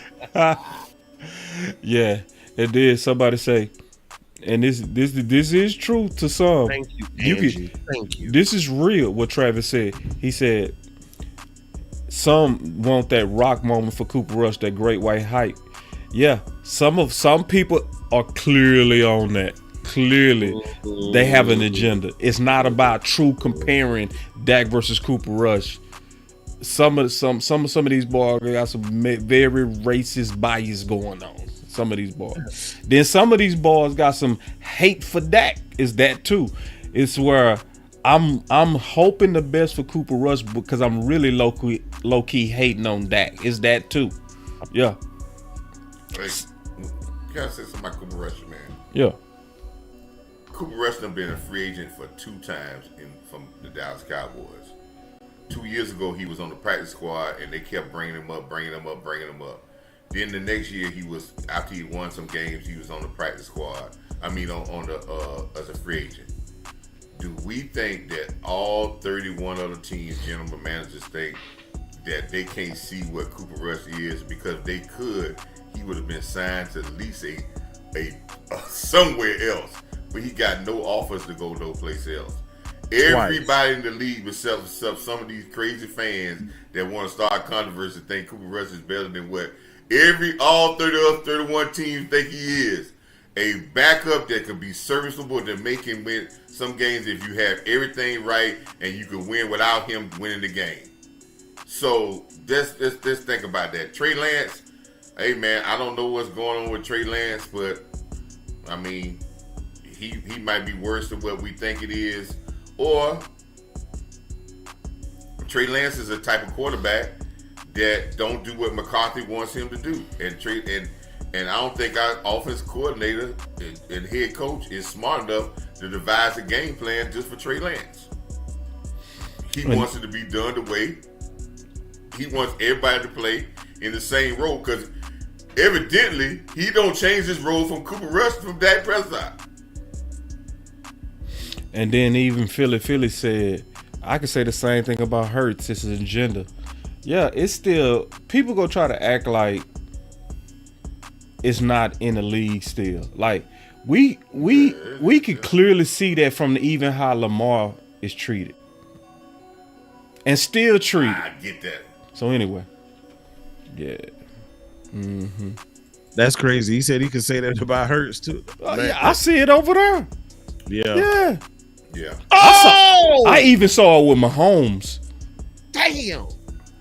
Hey, coach, true story. I ran across a Kansas City fan, this lady. Mahomes better win more than one or his ass can go. Yeah. Personal foul. You got to. It's 2 things you got to always get rid of, boss and amp. One is that it still is a racial component in the NFL. That's one. Yep. And the other is and when it comes to quarterback, the stigma of not being drafted in the first round.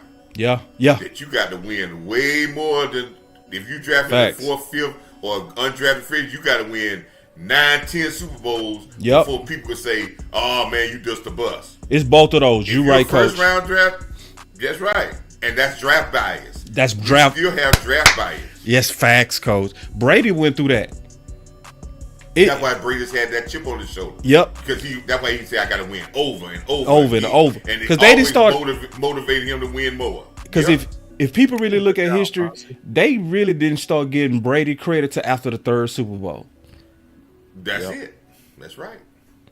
They treated him like, yeah. Yep, they looking for his replacement. Yep. So it's not always race. We not saying that. Race is with it a lot. Bias is with it a lot. Draft bias, like Coach said, it's a lot. It's a lot, but all of it to a degree is evil. For real. And then, Yeah. hey, Boss Now, Watch Party, appreciate this super chat days. Some of the people gotten some bad Cowboy quarterbacks gonna get stuff against them always. But in the case of Tony Romo and the case of Dak Prescott, man, listen, for the stats and the games that they don't won, they may not won championships, but the seasons they done put together and the stats they done put together, they're in a remarkable status because you don't see too many fourth-round draft picks do what Dak done, and you definitely don't see undrafted free agents like Tony Romo have the career he done had. You don't see that. So it's that draft bias and that other bias is out there, man. But we just gotta, I think content creators, we just can't with the wee woo, man. I think again, man, Dallas has done a great job. I think the general manager and the Will McClay has done a great job of getting guys here that you can try to mold into some great players. I just think the GM job is hiring a coaching staff that's supposed to be the best, and Jerry hadn't done that in 29 years. And I would also say, especially with content creators, we need a lot more people to be successful independently and also embrace it. It's not good enough to be successful independently to where you're making full-time income doing content. If you don't embrace it, if you got an independent voice but you still low-key wanting to work for .com, 105.3 The Fair, NFL Network, or FX1, then you won't exercise your freedom to speak honest. So I think we need a lot more independent people to be successful and to not sell out with ambition to try to be and do what others are doing. Just embrace your success independently. For real. I want to say something you just seen on the TV. And they just into their run game now, and they put a sign up there that says Eagles have always had one of the best offensive line coaches, but he's their run game coordinator too. 90% of the league, their run game coordinator is probably their offensive line coach because he's the one that says what type of runs that's going to be good in this game, how we going to block these, who we need to attack in our run game. And it's good because he's the offensive line coach and he coordinates the run game. Matter of fact, the run game goes through him. He puts the run plays in that we're going to run most of this week. Well, not the Cowboys. Our run game coordinator we hired as a guy that's a running backs coach that ain't never had no run game problem. So if our run game suffer, this is the guy that puts it in place.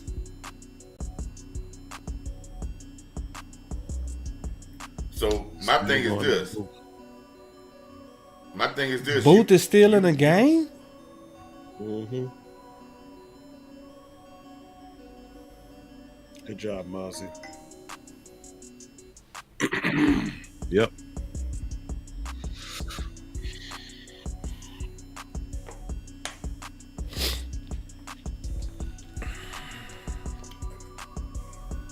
They coming back to run. They may not pass the ball no more down here in the red zone. These all gonna be runs down here. Mm-hmm. Good job, Parsons. That's a great job. You got to finish that play. Good job, Marv. You got to finish that play, Parsons.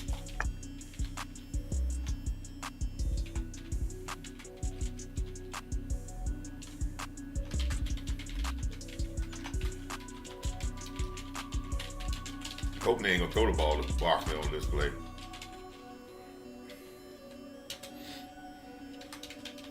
Watch the quarterback.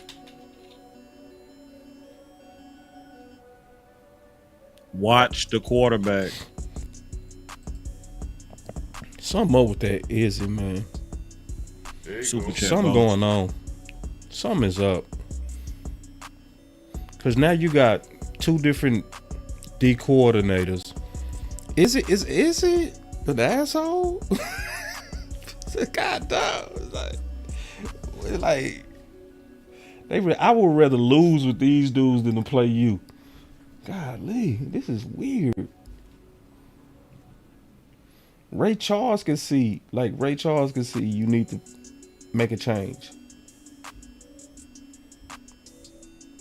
Oh, Michael, you took that play off. Ooh, that was bad, Michael. Boy, they hit the shit out of Pickett. Yeah, but that play, that time he took off, it caused him to miss that. That's right. That one step late. Michael should have made that play. He quit on that play and then tried to pick it up. They got holding though on them, but see, those are type things, man. That's he be out. He out because he already got real problems. Yeah, he out. Watch Michael. Keep your eyes on him. Well, they not showing Michael right now. In the ribs. Yeah, Michael got punched hit in the ribs. He got hit in the ribs. That's what slowed him down. Yeah, he got chipped in the ribs. Ah, okay. So okay, that's fair.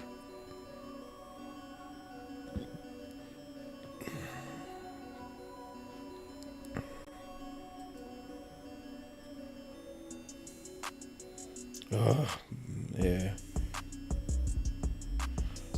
Yeah, they trying to get they trying to get Saquon that record. Mm-hmm.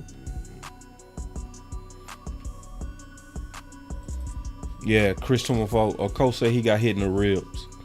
That's what stopped his legs. And thank you, Smoke One, for you. He said, why was Morris on AJ anyway? Yeah, that was weird. It was in zone. It was in zone. Yep. Yeah, zone. Yeah. Hate it.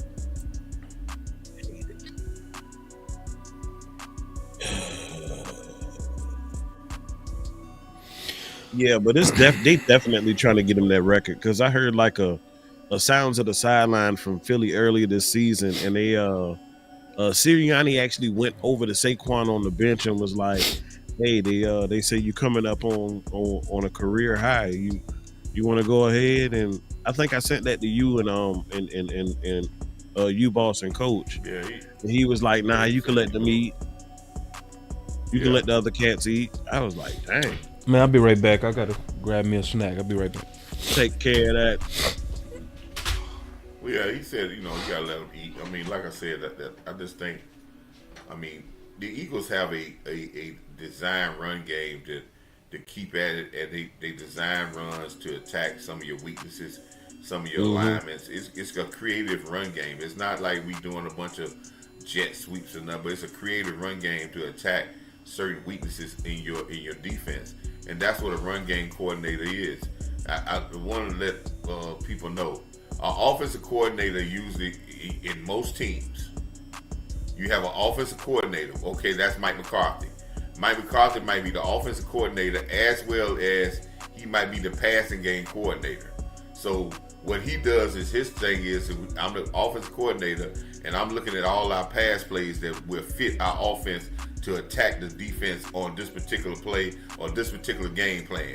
So I'm putting those pass plays in because I think these pass plays enhance us to attack your defense the best way, or to attack your weaknesses, or get our people open, right? But most of them are not. They don't deal with both of them. They have a offensive run game coordinator, and that run game coordinator said, and he goes and asks the run game coordinator, based off these pass plays, is what's the run game? Who you see that we need to attack? Who we need? What area of the run game we need to focus on? What runs that we need to focus on in our run package? And give me the lineup of those runs, and then hopefully, if we're smart enough, we coordinate some of those runs that go off of play action off of some of those passes that I have, so we can be in unison. And what pass play we be successful, we got a play action pass off of that. So it takes an experienced run game coordinator to be able to put that together. And our run game coordinator is our running back coach who never did a run game coordinator before. So this is what I tell people when we are talking about the run game, which most of the winning teams this year have run games. So don't say that that's just old school. Look at the playoff teams and tell me which ones ain't got no run game. So run games are very important. So that's whoever you assign to your run game coordinator or your running game linebackers in your defense or your linebacker coach who's dealing with the run. That's the importance that as a coach you think of this to your team. So when he hires a guy that ain't had no experience as a run game coordinator, that tells you your head coach has he don't care about the run game, and he don't care about stopping the run. He just talking. Yep. So, boy, they killing me. They killing me. They killing me. They killing me. They killing me. that's the first tall sweep we done seen Rico, even though it didn't run minute, but that's the first tall sweep I done seen him run in probably maybe since Pittsburgh. And I don't think he probably ran those plays. I think maybe 10 times this whole season, tall sweeps. So we not even trying to, we don't give him those type of runs.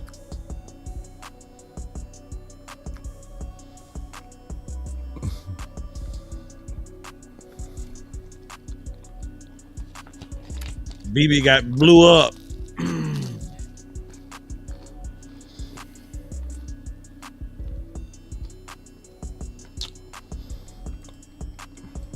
Let me say, what we gonna do about safety, Amp? Ain't nobody on the You can't reach block Carter, man. If you ain't double teaming him, trying to reach him without no help, I can tell you that now that's not gonna work. Bell and Wanye, man.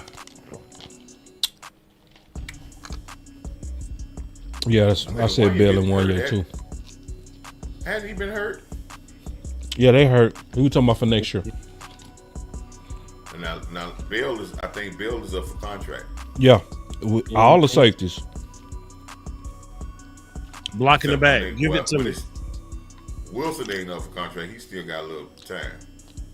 I think Donovan Wilson is up for contract, Cole. He signed a 4-year deal last year. He did? Okay. Yeah. Now, I mean, they can't get out. Usually Cowboy deals up if it's 4 years, really 2 years, and we can get out. Right.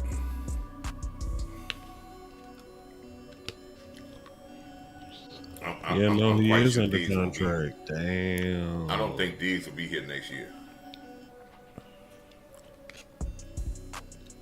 I'm kind of sure Diggs might not be here next year. Hasn't been a mistake. Big mistake. Diggs' injury is Gotta wait it out. it's unique. It's unique, and it's when you start drafting bone, man. Yeah. It's depending on how well that goes. Sometimes it goes well, sometimes it's not. Okay. It's not From that normal. standpoint, I feel you, Coach. Yeah. It's not the normal. It's kind of like an overshown. Yeah. Got to get your feelings out of it. You got to really. Yeah, but see, that's but when you start drafting bone, it's depending on how and what they said about his injury. It's definitely gonna be a 7-month to 8-month injury because it's a draft bone to make sure it connects.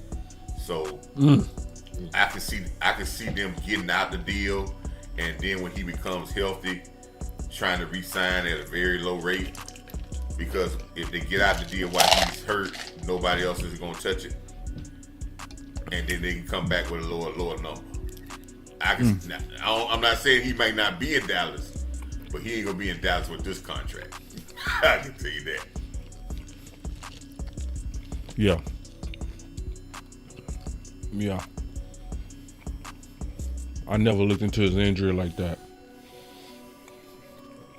And listen, man. We are finding out, man. It's around the league, man. Hey, man, you can get corners and coach them up. They can play, and I mean, and that's how you have to go. But you're gonna have to write. You got to have that philosophy of saying that we're gonna mold these players into what. But it's got to be hard, man. And I think somewhere down the line, man, it's got to be some attention getters, and it don't have to be publicly. It just got to be quietly. But it don't have to be Man, public. what's But up they with Bell? definitely need some attention getters. Come on. Step up. Oh, you missed that one, Maris.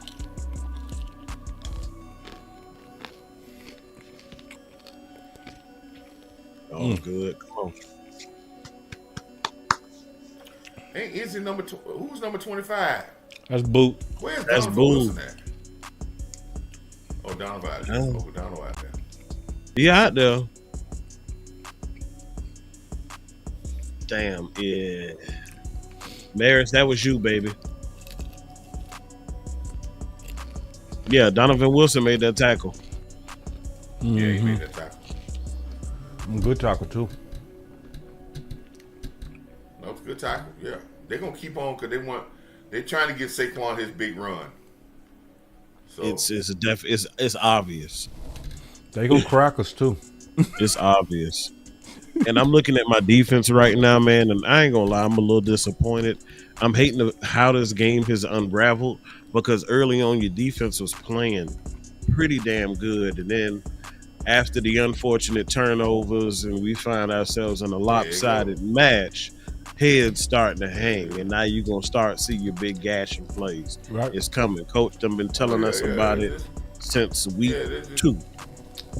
Yeah, this is how it is, and this is why I say this is a poor coach. This is a poor coach. Good job, Mozzie. Good job, Mozzie. Mentally, this is, and Boots shouldn't have been inside on that Barkley cut. He lost containment. Just fucking pull him. Yeah, he peaked in that end. He went in that inside. There is no way Boots should ever be on the inside like that. You always have outside containment. I don't care what coverage it is. Yep.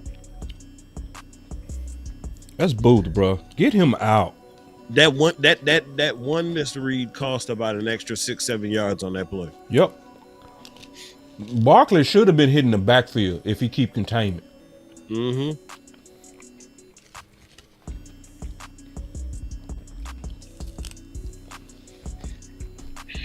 Get him out. Hey man, where them hits at that from last week? Can I get a bag of them or something? I'll take a 2 for $1, 2 for $1, 2 for $5, something. Can I get some hits, please? So they done pull Boots for pride and not Izzy. They just don't like Izzy, bro. Something up. Because Izzy played outside corner this year. Mm-hmm. No, we can't act like he don't play it. He played. Bro, they had Jordan Lewis playing outside corner at one point. And Israel playing inside. Yeah. The only thing is I did used to like Troy Pride back in the day for Notre Dame. I liked him a lot. He was one of my sleepers. Good job, D. So let's see what he do. I'm tired of Booth though. I've had enough. And see, they did pull him. See, look, they pulled him because he lost containment out. You feel me? Like, Zimmer had enough, bro. For me, that's one of the flaws I have with Zimmer. And I don't know if it's him still learning the group, but it be taking way too long when guys are just clearly not having a good day at the office. Oh my gosh. Ooh, thank you. Shit. You'll see why I said that. Mm-hmm. Yeah, I used to like Troy Pride a lot out of Notre Dame. Number 32. Liked him a lot. God damn, what a holding call at.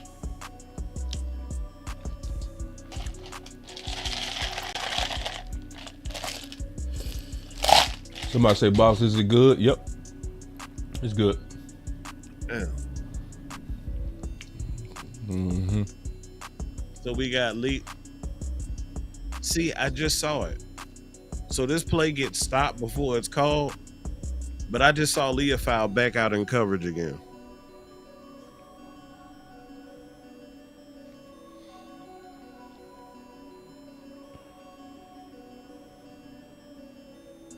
Yeah, why is Lil 5 in corner? He playing the running back. The running back out there. That's the running back out there. Yeah. So that means they're in man coverage. Yeah. Thank you, coach. That was the running back coach? Nah, he was. Yeah, that's The running back was split out, That's game. so they. Gotcha. Okay, So that's he what I meant. had to cover him Okay. outside. Gotcha. Yeah. Makes sense.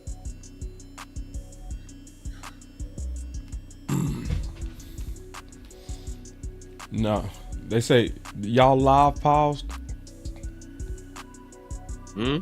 Somebody say the live paused. Just refresh it. Hit refresh it. Come out and come back in. Mine Gucci. Check that Wi-Fi, dog.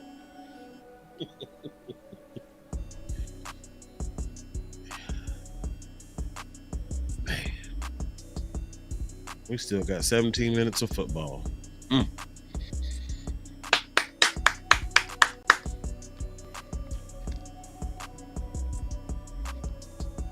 Have we had one sack all day?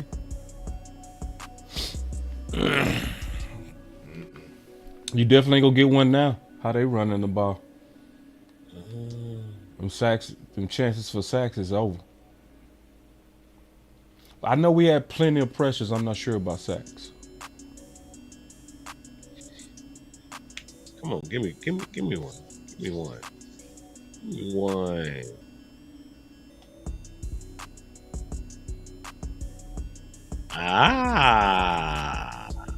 Good job, D-line.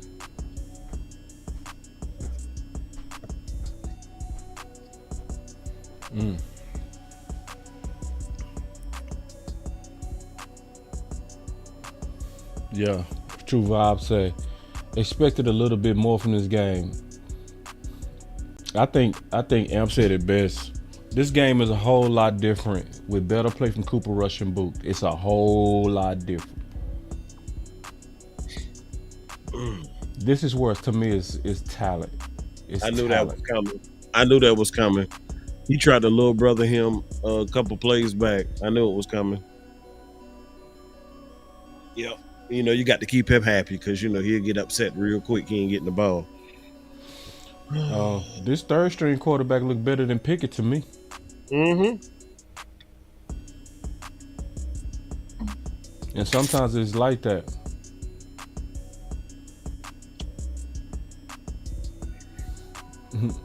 And then Super Chat, he say go back to what you said about Michael put a bullseye on us. What's amazing though, Chris, Philly don't look like they playing us hard. They look like they playing us kind of like,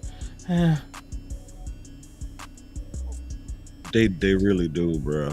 Like Tanner McKee looking like, God damn. It's easy. Hey, listen, I don't think Philly, you know, I ain't gonna say Philly looks so great, but as I said last week, Philly was playing good football this year.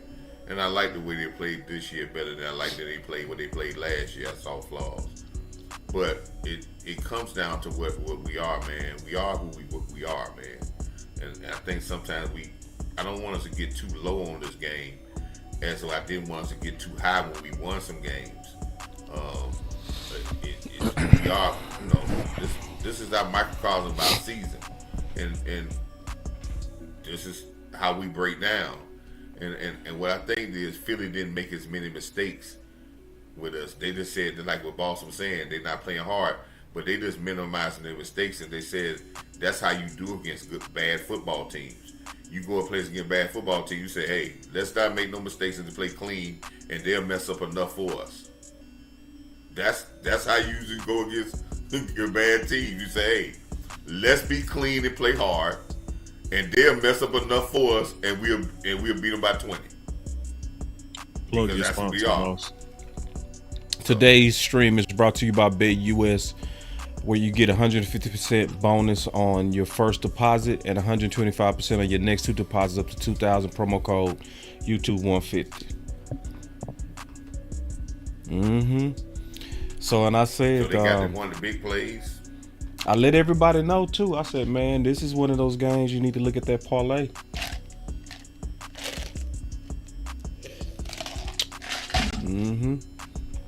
Yep. So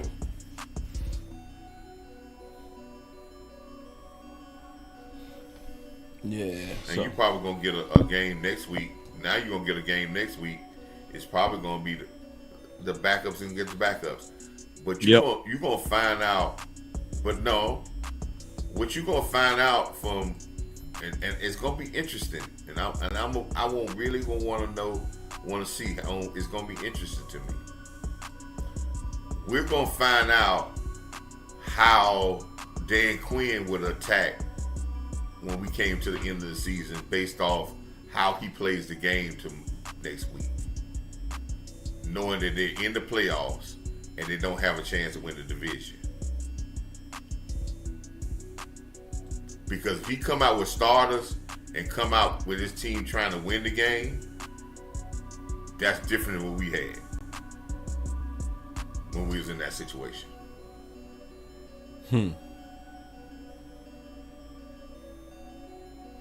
And then B Bird said with the super chat, we got a couple of super chats up in here. Give me a second. Now you want to run the fucking ball. He said, Philly's interested in ending this game. They know we can't score, so they'll only pass when they need to. They just want to run the clock. Yeah, they definitely in that. Yeah, they want to shorten this game. They don't want no players to get hurt. They want to shorten this game. You probably won't see Barkley no more in this game. They're not trying to. They're not trying to get any players hurt. You know what I'm saying? This is how they got to the point where they're running the ball, man. That's how they going.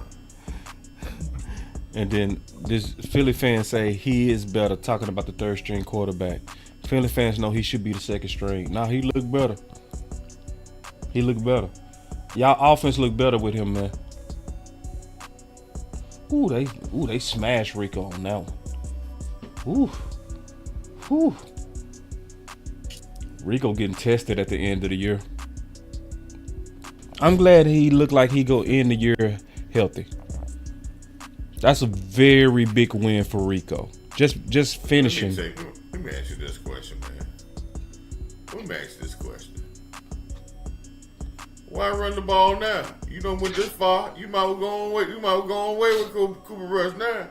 You don't went this far with it.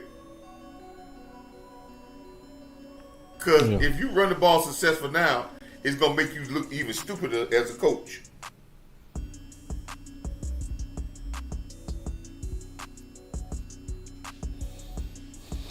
Yeah.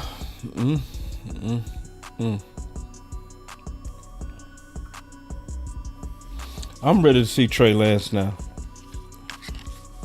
I've had enough of Cooper Rush.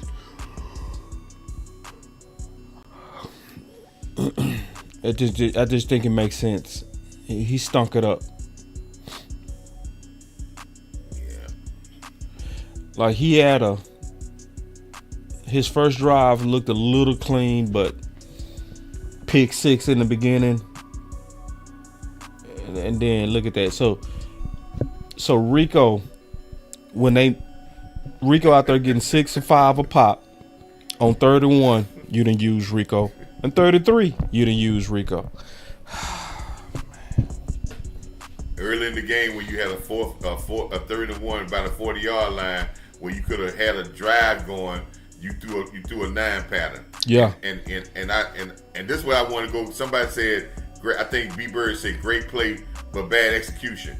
Well, take it like this. I need a 3-pointer to win the game. I run a play to set up for Draymond Green to get a wide open 3. He miss it. We say, oh man, well, man, great play call, but no, Draymond just missed the shot.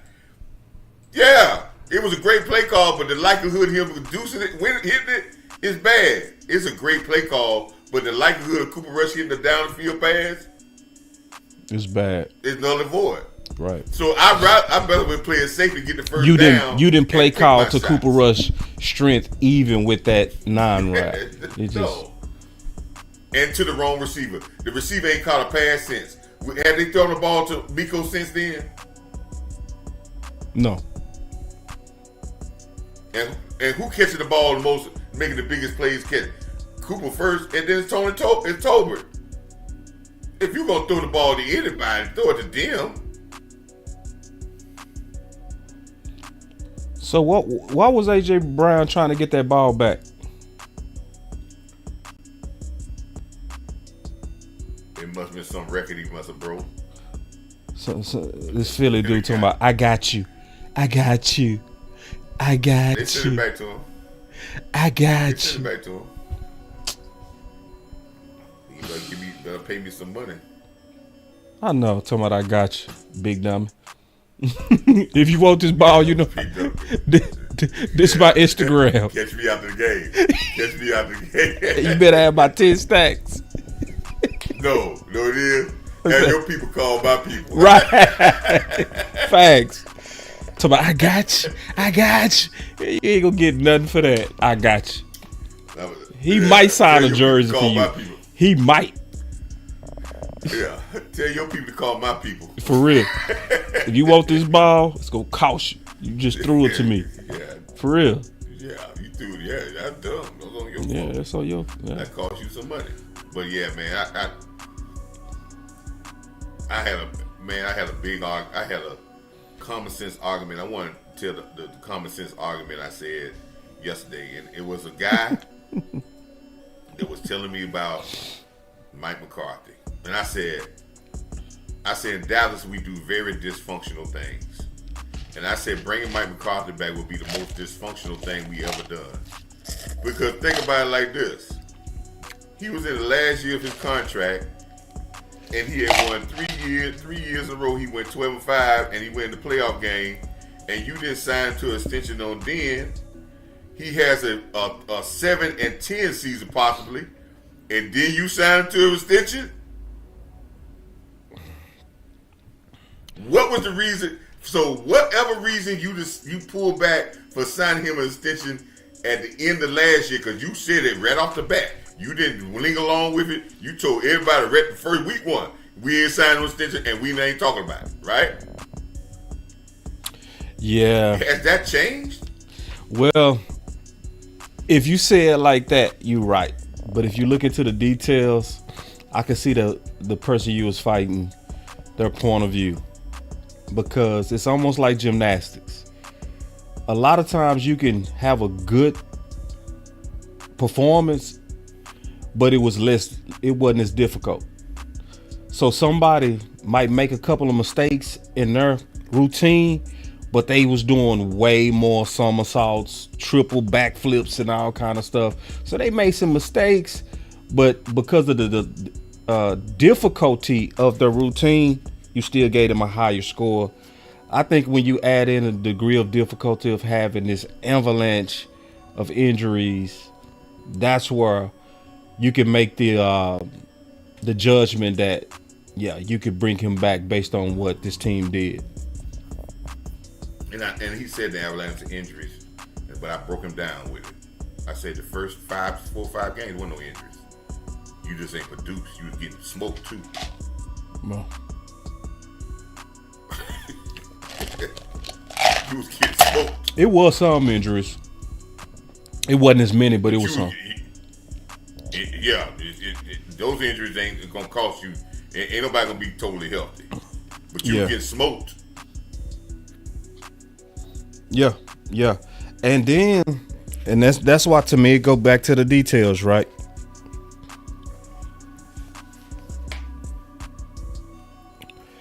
So did front office help Zimmer by bringing them DTs in late?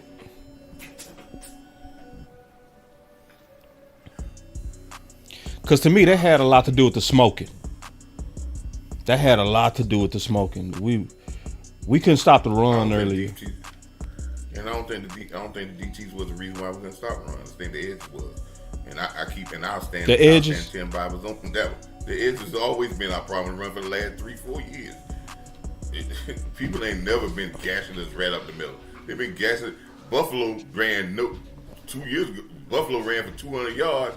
And I think there's a stat that came up and said 98% was off the edge. The Ravens, the biggest plays came up the middle. look at film. I'll put some money on that. They ain't no running play coming up. How much money you want to put on it? I got the film right here. Okay. How much you want to put on it? Yeah, we put $50 on it. All right. Let me pull it.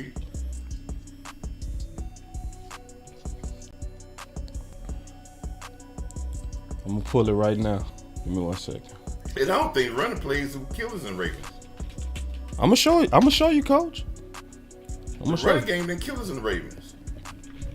I'm gonna show you the biggest plays came from up the middle. The biggest plays. Give me a second. I think the Ravens plays came from long passes. Let me see. Give me a second to pull it. Where it's at.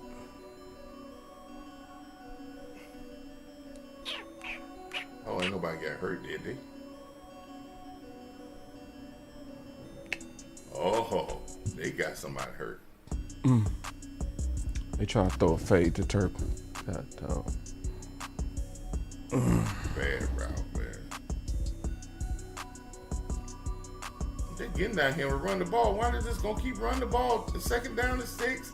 Just keep running the ball. If you were trying to put the game, you were trying to get the shorten the game. Yeah, he should have kept running the ball. Yeah. You trying to stop them from embarrassing you. Right. Yeah, well, like why are what you trying to make Cooper Rush a touchdown pass? Wow. What are we doing this for? Did they go empty? Oh no, they bring when he beside the running boy. Is he in front of the quarterback? Yeah, when he was behind the quarterback, he gonna run the ball. And he fumbled the ball. I'll be dog. All right. So I got the Ravens game right here. Turn the ball over. This is a bad football team. All right, here we go. All right, Coach, you watching? You got to give me my 52, man. I'm serious. What's that? You got to give me my 50 when I show you this. I need my 50. Because I did a whole breakdown and it was the DTs that was really breaking us down. But you go see. I gotta see, yeah. This is early. Give me a second. So this is, and see, it's them DTs. See how Mozzie got killed right there? And that big old run. That's straight up the middle, Coach. And then this is another one. Run that play back? Yeah. It was off of Mozzie. Watch Mozzie get blown off the ball, and he runs right off of that. Yeah. It was the DTs. If he does it, okay. My question is, Boss, you talk to a coach here. If he just get there, he got to make that tackle. Who is the other guy that's going to fill that hole? That's not. No, he got blown off the ball. He gave too much space. Who else, when you look at that, what space, if he did cover that space, who else was there to cover that hole to make the tackle? I mean, maybe you clog it up. Like, hold on, let me slow it down. The cornerback, watch, look who covered this ball. Look who else is over there. The corner. Yeah, but Coach, it's still like when you get blown back 4 yards off the ball versus now they not getting done like that. Likely that might get clogged up at the line of scrimmage if you not blown up like that. Like, it's Mozzie. By the time, right there, Mozzie is about 4 yards off the ball. If you don't get pushed like that, you don't even have that seam like that, Coach. I know you fighting for that $50, but the biggest run came off of Mozzie, Coach. I want you to be honest. Go back to that play. If Donovan Wilson don't do the wrong thing, the hold is stopped. No. It ain't even just Donovan Wilson. It's the fact that look where Donovan goes. I know where Donovan goes. Press a hole. Yeah, but if he goes straight, there's nobody to block him. Yeah, Boss, there's nobody. If he goes straight, there's nobody to block him. I agree, Coach, but it's the fact that Mozzie also if he gave goes up. Straight, but if he goes straight, there's nobody to block him. But Coach, it's the fact that Mozzie also got blown out of that hole. It's both is true, Coach. Both is true. And it's still, you still owe me 50 because you said the biggest runs came on the outside. I'm showing you that the biggest runs came from the inside. I coached football a long time. No, but no. We got to stay on context. The context you said we got beat on the Ravens on the outside. You could have had Donovan Sue there if that run fit was going to gash that because the linebacker is gone. He cannot play both holes. He had inside hole, the outside. What about this one right here, coach? And it still doesn't. You still owe me 50 because you said the biggest runs came from the outside. I'm showing you where the biggest runs came from the inside, regardless of who you blame.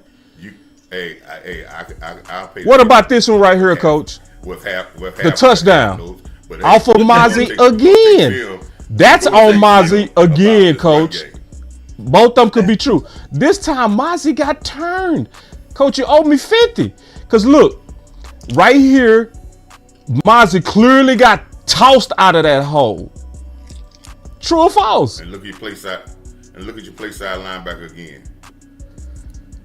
But see, coach, you fight for that 50, but I told you where the success came from. I told you they was gashing us up the middle. True or false? You said it was the outside. True or false? That's what we bet. I'm gonna say this again, and I'm gonna say this again, and I think you know this better. Run stopping is not just defensive line; it's linebackers and defensive line. That's still not the case though. What was the bet? Let's get back to the bet. I give you 50, but you're not giving football analysis here. But that's fine. I go with you. I know how that goes. I'm not giving football analysis. All I said is their success came running up the middle. That's what I said. If the linebacker does his job, that's not a touchdown run. All right, so I got other plays too, because I'ma always be balanced. I got the outside too, coach. I looked at it all. I didn't look at just some of it. I looked at it all. The success also came from the read option. So I did see that too. When they did a lot of read option plays where they had some success and they had some containment issues from the corner. Yeah, so they had running success from Lamar on the outside from read option. But the running success came from up the middle. Yeah. And that was my bet. Because I did the film breakdown. I knew exactly what happened. So overall, the defensive tackles have been the problem with the run game. Early, yes. For 3-4 years, huh? No. Man, see, what we doing that? We putting words in my mouth? We doing that? But not. I said, no, say what I said, coach. I said, when they brought these DTs in there late, because now we know the DTs are playing much better because Zimmer was able to coach them up, right? And I'm just talking about the full effect of the season. Not just we played like trash early in the season. It's like also it was some cause and effect to that. You know, I'm just giving the context of it, in my opinion. It's like it was a reason for it too. It wasn't just that they was bad. I think they was also put in a bad position by front office. If you don't put the DTs in her to where you allow Zimmer to get them guys coached up and give them the reps they need in preseason, if you use games for preseason, you could probably have a slow first half. Is that true? And I agree with this. And I agree with you this. And I agree with that. But that long touchdown run, if you got a D tackles in a 3 technique and the linebacker leads and goes to the 1, you could have Reggie White in there and that run probably goes about 50 yards. Because the only thing the tackle got to do is come down and just get on you just a little bit. Because you got nobody filling the 5-hole. Nobody. Yeah. Anytime you run a play and the first person he gets to is the cornerback, and you know the cornerback supposed to stay outside and play contain.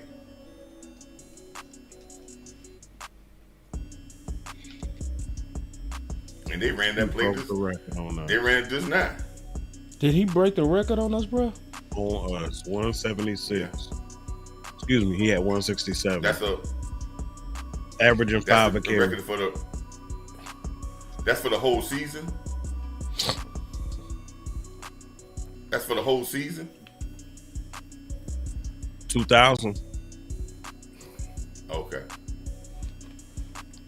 That's 2 records. That's him and one name broke a record. Oh, he just got over 2,000. Okay. He just at 2,000. He don't have the record of the senior season record. He just got 2,000 yards. How many more yards you got to get the senior season record? It's 2,100, ain't it? He still got a game next week, Coach. And Washington ain't been good stopping the run. I mean, who they playing next week? Oh no, they ain't playing Washington. They playing New York probably. Who they playing? We playing Washington. I'm sorry. Us. That'd be crazy to run him next week. Cause they locked up. If Detroit win tonight, they ain't got no reason to play him next week. Yep, they play New York next week. Oh yeah. And they home. Yeah, that might be. He might get it. Ooh, that boy Linville.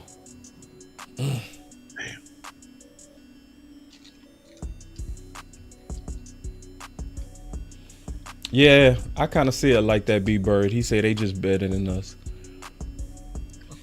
By a few players. Yep. By a few players right now. Mm-hmm. Boy, burger.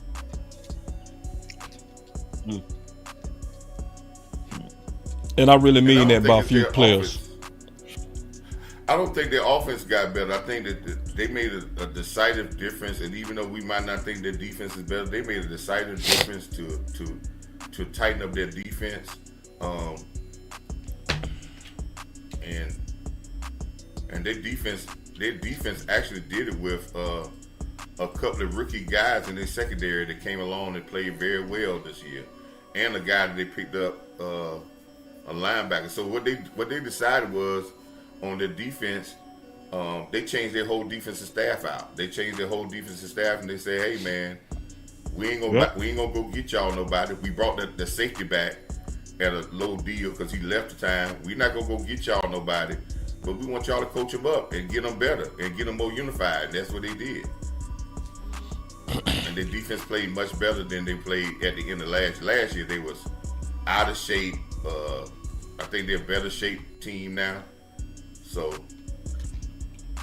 yeah, they better than us,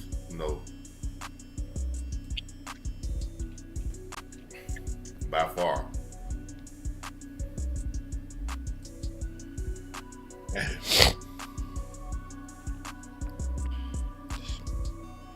Booth is still playing. What did Izzy do? I wish I was a fly on the wall. I wish I was a fly on the wall to really figure out what happened. You know what I'm saying? Like, what?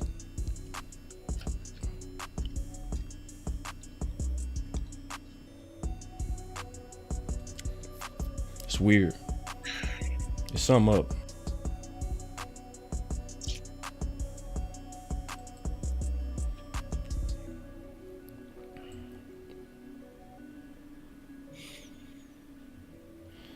Somebody said, Parsons, where are you? So outside of Booth, right? I don't think he had a bad game. And outside of Cooper Me Rush, neither. He had a bad game. Question. It wasn't a great game, but not a bad game. I feel like this. Ain't nothing Mike can go do when they running the ball like this. Michael is officially neutralized. You can't look for Michael to help you now. You can't. You got to first stop the run before Michael can really help you. We're seeing Mike at the bottom of powers all game. I don't know. Even outside of Cooper Rush and Booth, I'm trying to understand, like,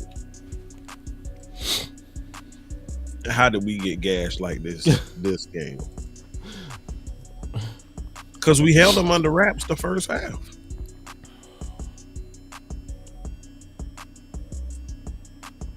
Then James said, I'm sorry, give me 1 second, coach, with this super chat. He said, so it's Smith's fault from being double teamed, not one-on-one? Smith? Must be mean Parsons. Oh, well, I guess you're talking about. They But must be talking I about just said, must be talking about parts. What I said, Ant, what I'm saying is, when you're a better football team, you play it close to the vest. You say, this don't make no mistakes. Play a clean, physical football game. And the other team, if they're a bad team, they'll make enough mistakes for you to get it blowed out. You just got to be clean. Philly didn't turn the football over today. Yep. They didn't give you no big plays, really. They didn't make no great plays, but they didn't give you no big plays. They didn't turn the ball over. And this is what you do against when you have a team that's not as good as you. You blow them out if you don't do those type things. And we get a big return, but we got to be coming back with a penalty. But Turpin is a definite weapon when it comes to special teams. And I think and the reason why I say Turpin is a weapon, because the people on special teams know he's a weapon and they block better. They take it to heart to go out there and get blocks because they know he can take it all the way. So and usually when you have a good returner, that's what happens.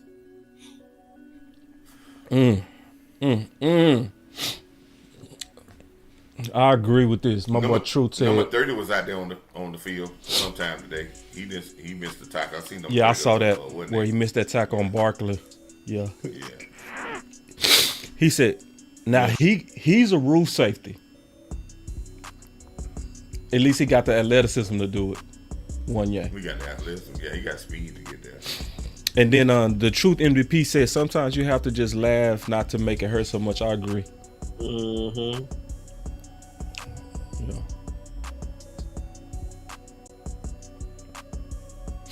Yeah. So how y'all feeling, Cowboy Nation, man? Y'all pretty sure y'all very pissed right now. I hate this shit. Especially to go out like this to Philly. I know this hurt. Trey, can we see Trey now, please? We can't see Trey now?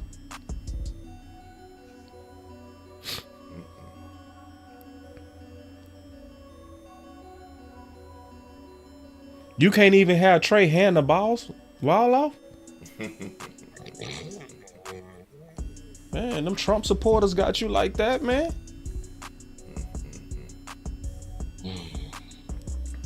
I think Trey, he is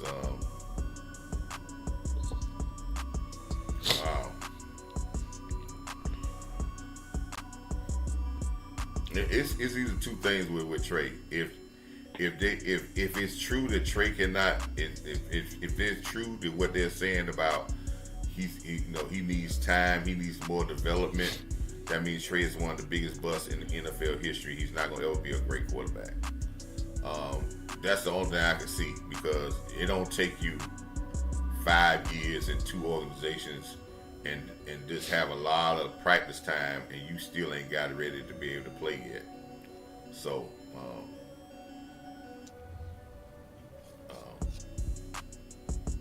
but you have to understand, man. And I think sometimes we look at things and we don't see it in common sense terms. But think about it, man. If a team like San Francisco gave up all that draft capital to get a guy, and they get up off him just that fast, there's a reason. They ain't do it because they crazy. I don't think they that stupid. They like, hey man, we cutting our losses. We getting them out of the room. They said this should be a nail in Mike McCarthy's coffin.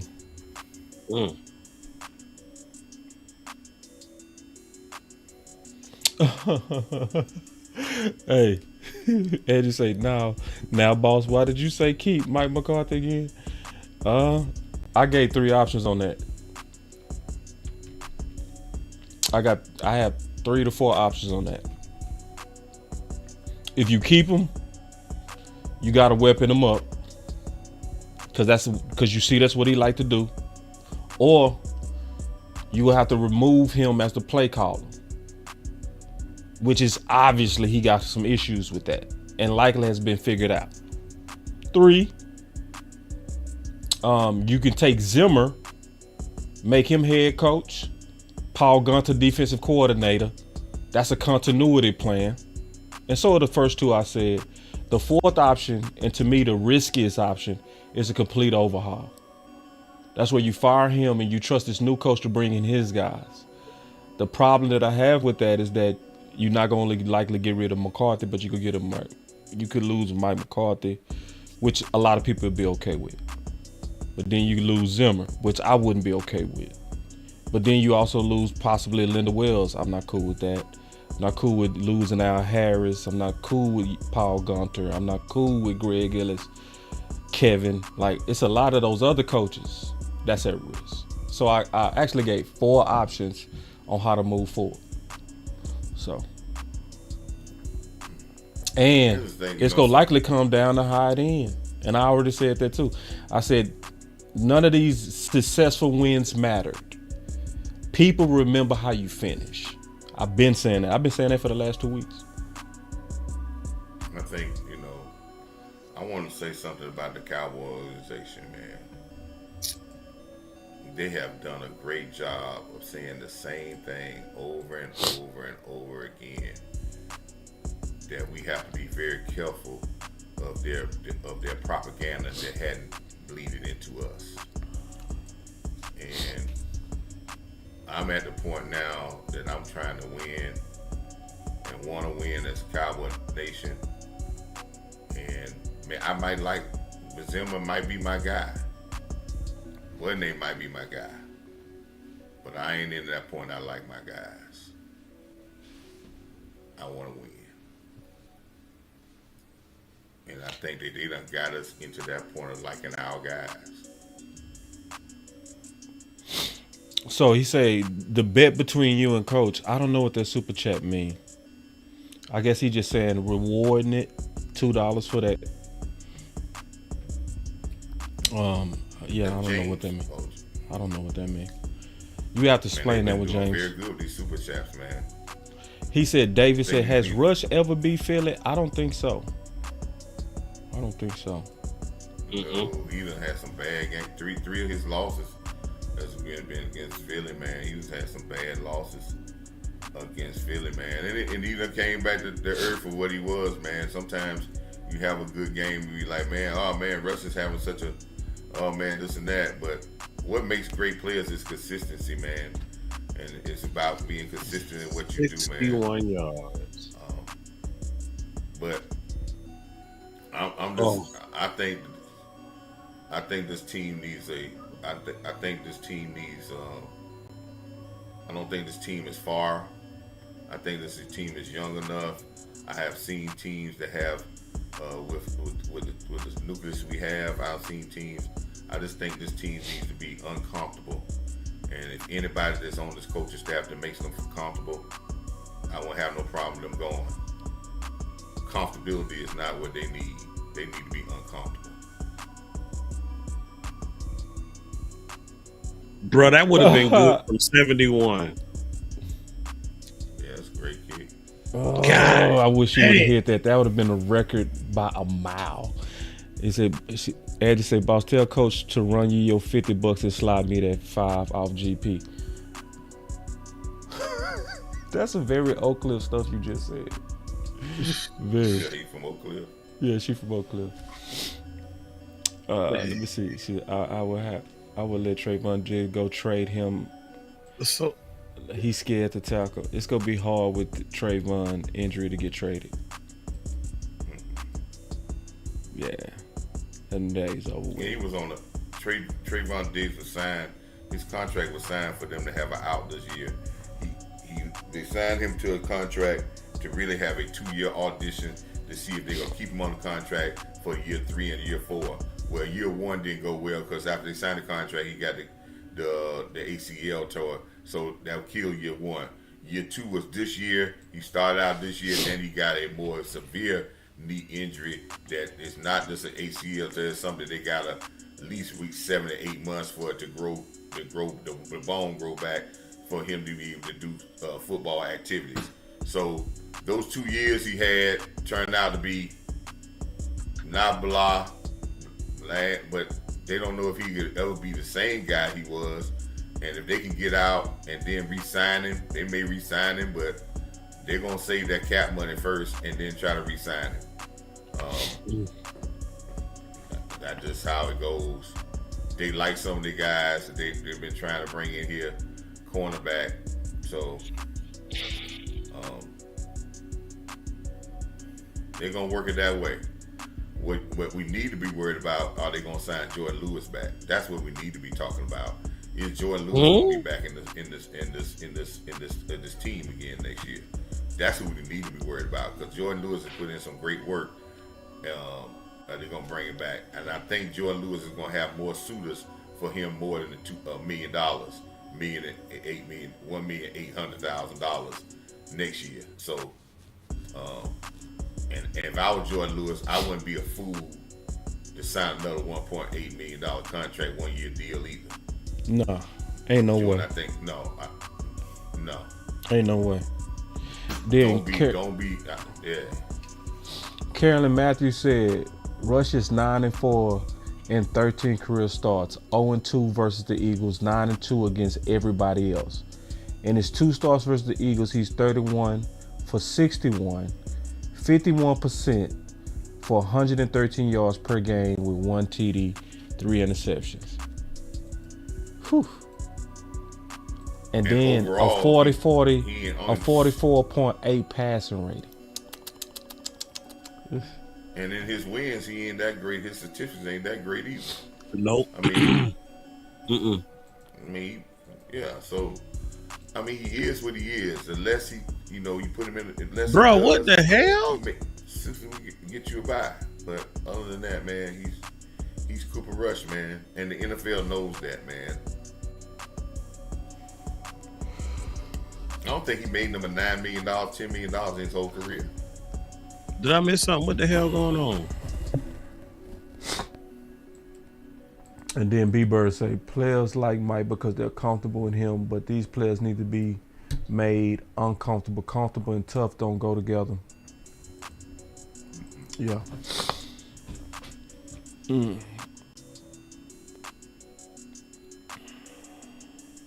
Bro, this dude number 21 like boxing everybody, man. Who is this dude? Brown. That's what name Brown? His brother. His brother. Yeah. Yeah. Yeah, he been this all day with him. Yeah, you whoop him. Ooh, they going at it, man. Yeah, bro. That's why I said, what the hell going on?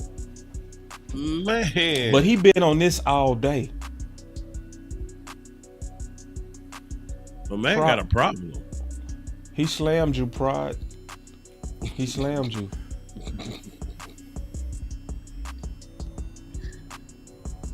I see that ball spot starting to come too. That's his brother, the running back for Cincinnati. They're twins. Mm-hmm. I remember him now. I liked him in college. Both of them. I like both of them. Yeah. Good football players. Then Tapper say, just checking, is Cooper still better than Dak?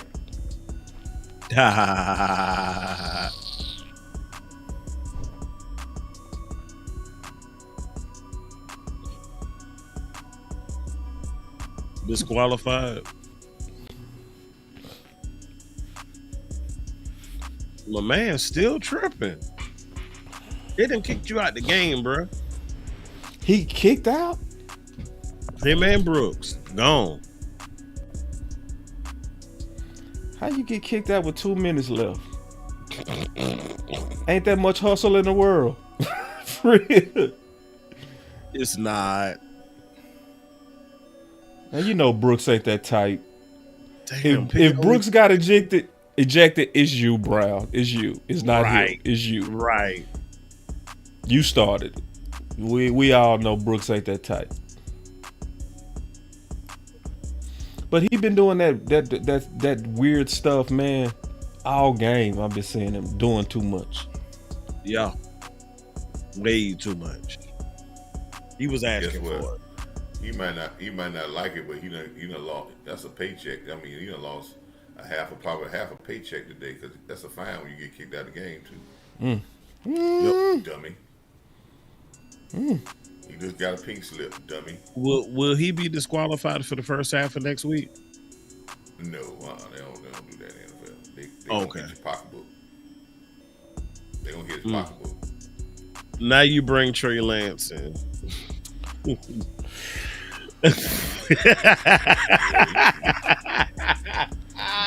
And he go just hand it off too. He ain't gonna throw nothing. Oh, he They is. treating that guy bad, boy. But they doing him bad, doing him extra dirty. Yeah. Wow. No, you bring him in and throw that Damn, same dog. dumbass play. Damn. That bootleg. I don't even listen. I don't even need to see it to know what you're saying.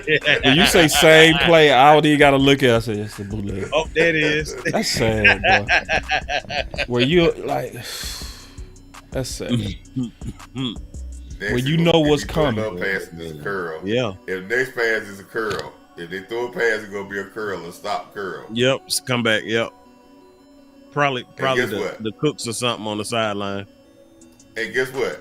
And then Mike McCarthy gonna be looking at the sheet, and this what gets me. He look at that sheet and be scanning the sheet to call the same shit over and over. Excuse me, man. Call the same stuff. Wait, you don't need to look at the sheet to call that, man. Yeah, it should be memorized by this point, right? Hey, Coach, if you staring at the sheet for the same play. Man, That's funny. you staring at it, Coach. Say Boss Trey in. Oh my God. Hey, Trey. Be staring at it, Coach. Hey man, and listen, and he might have this because I got it one time. It's what you call tunnel vision to your play calling. You can have a lot of stuff up there, but your eyes are just locked in. You just get locked in into the same 5 damn calls, and you go right back to them, and you don't realize you're doing it. But guess who subconscious. realize you're doing it? Yeah. Guess who realize you're doing it? Defense. The other team. Yep, they know your pattern. Yeah, because you got a pattern that you don't even know you got. And you don't even know it. It's subconscious. Yep. It's what you trust. And nobody's and guess what? You're not listening because you're not taking advice from nobody else on that.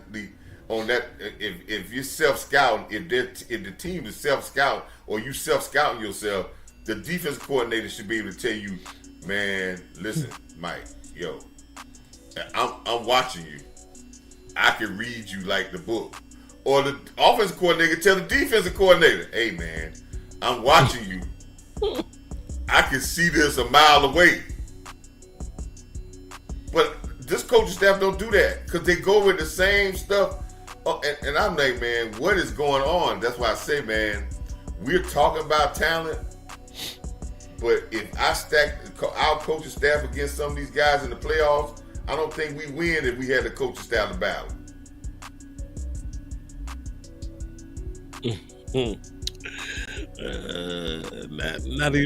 Now we got Zeke and Trey. All right. Man, I'll be like, man, why come back in? Well, he came back in. He's staying at home. He ain't got to buy no rent. He probably got his house paid for. He probably saved some money on that. You know, he with his family. He ain't got to be traveling to New England. Shucks, Trey ain't listen, man, Trey Lance look like he have a hard time handing the ball off. His handoff don't even look smooth. This guy might be a total bust, man. This guy might be so big of a bust. It might be sad, man. 150% bonus on your first deposits and 125% on your next 2 deposits with BetUS. Up to 2,000 promo code YouTube150. He need 101 yards next week. I think they failed him, Coach Trey Lance. At least with us. He definitely, if you say bust in terms of starting QB, yeah. As of now, yes. But bust in terms of potential backup, throw it, man. Throw the ball away. Throw it.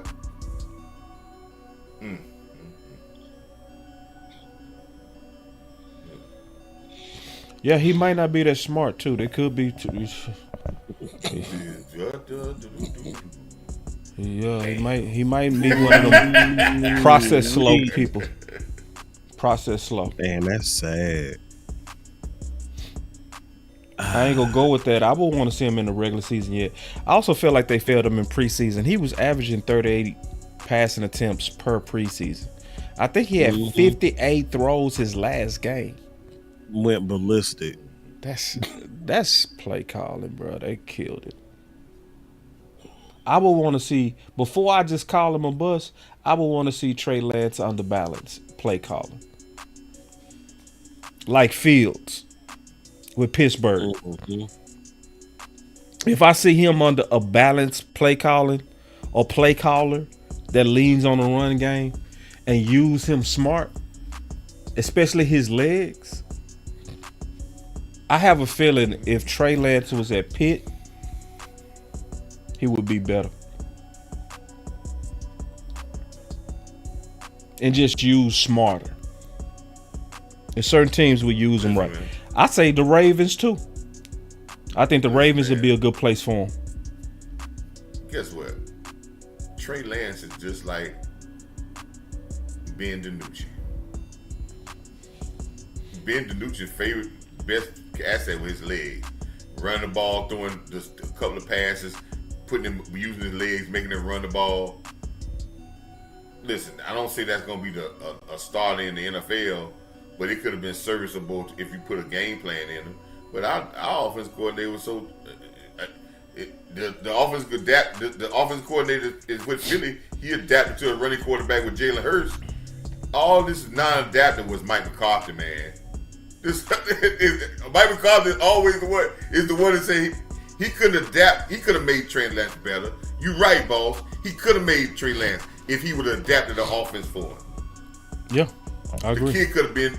It could have been, but he refused to do it, and he had 2 years to do it. Ain't like he did it yesterday. He had a lot of years to do it. Damn. So we ending this stream. We gonna come right back for a post game.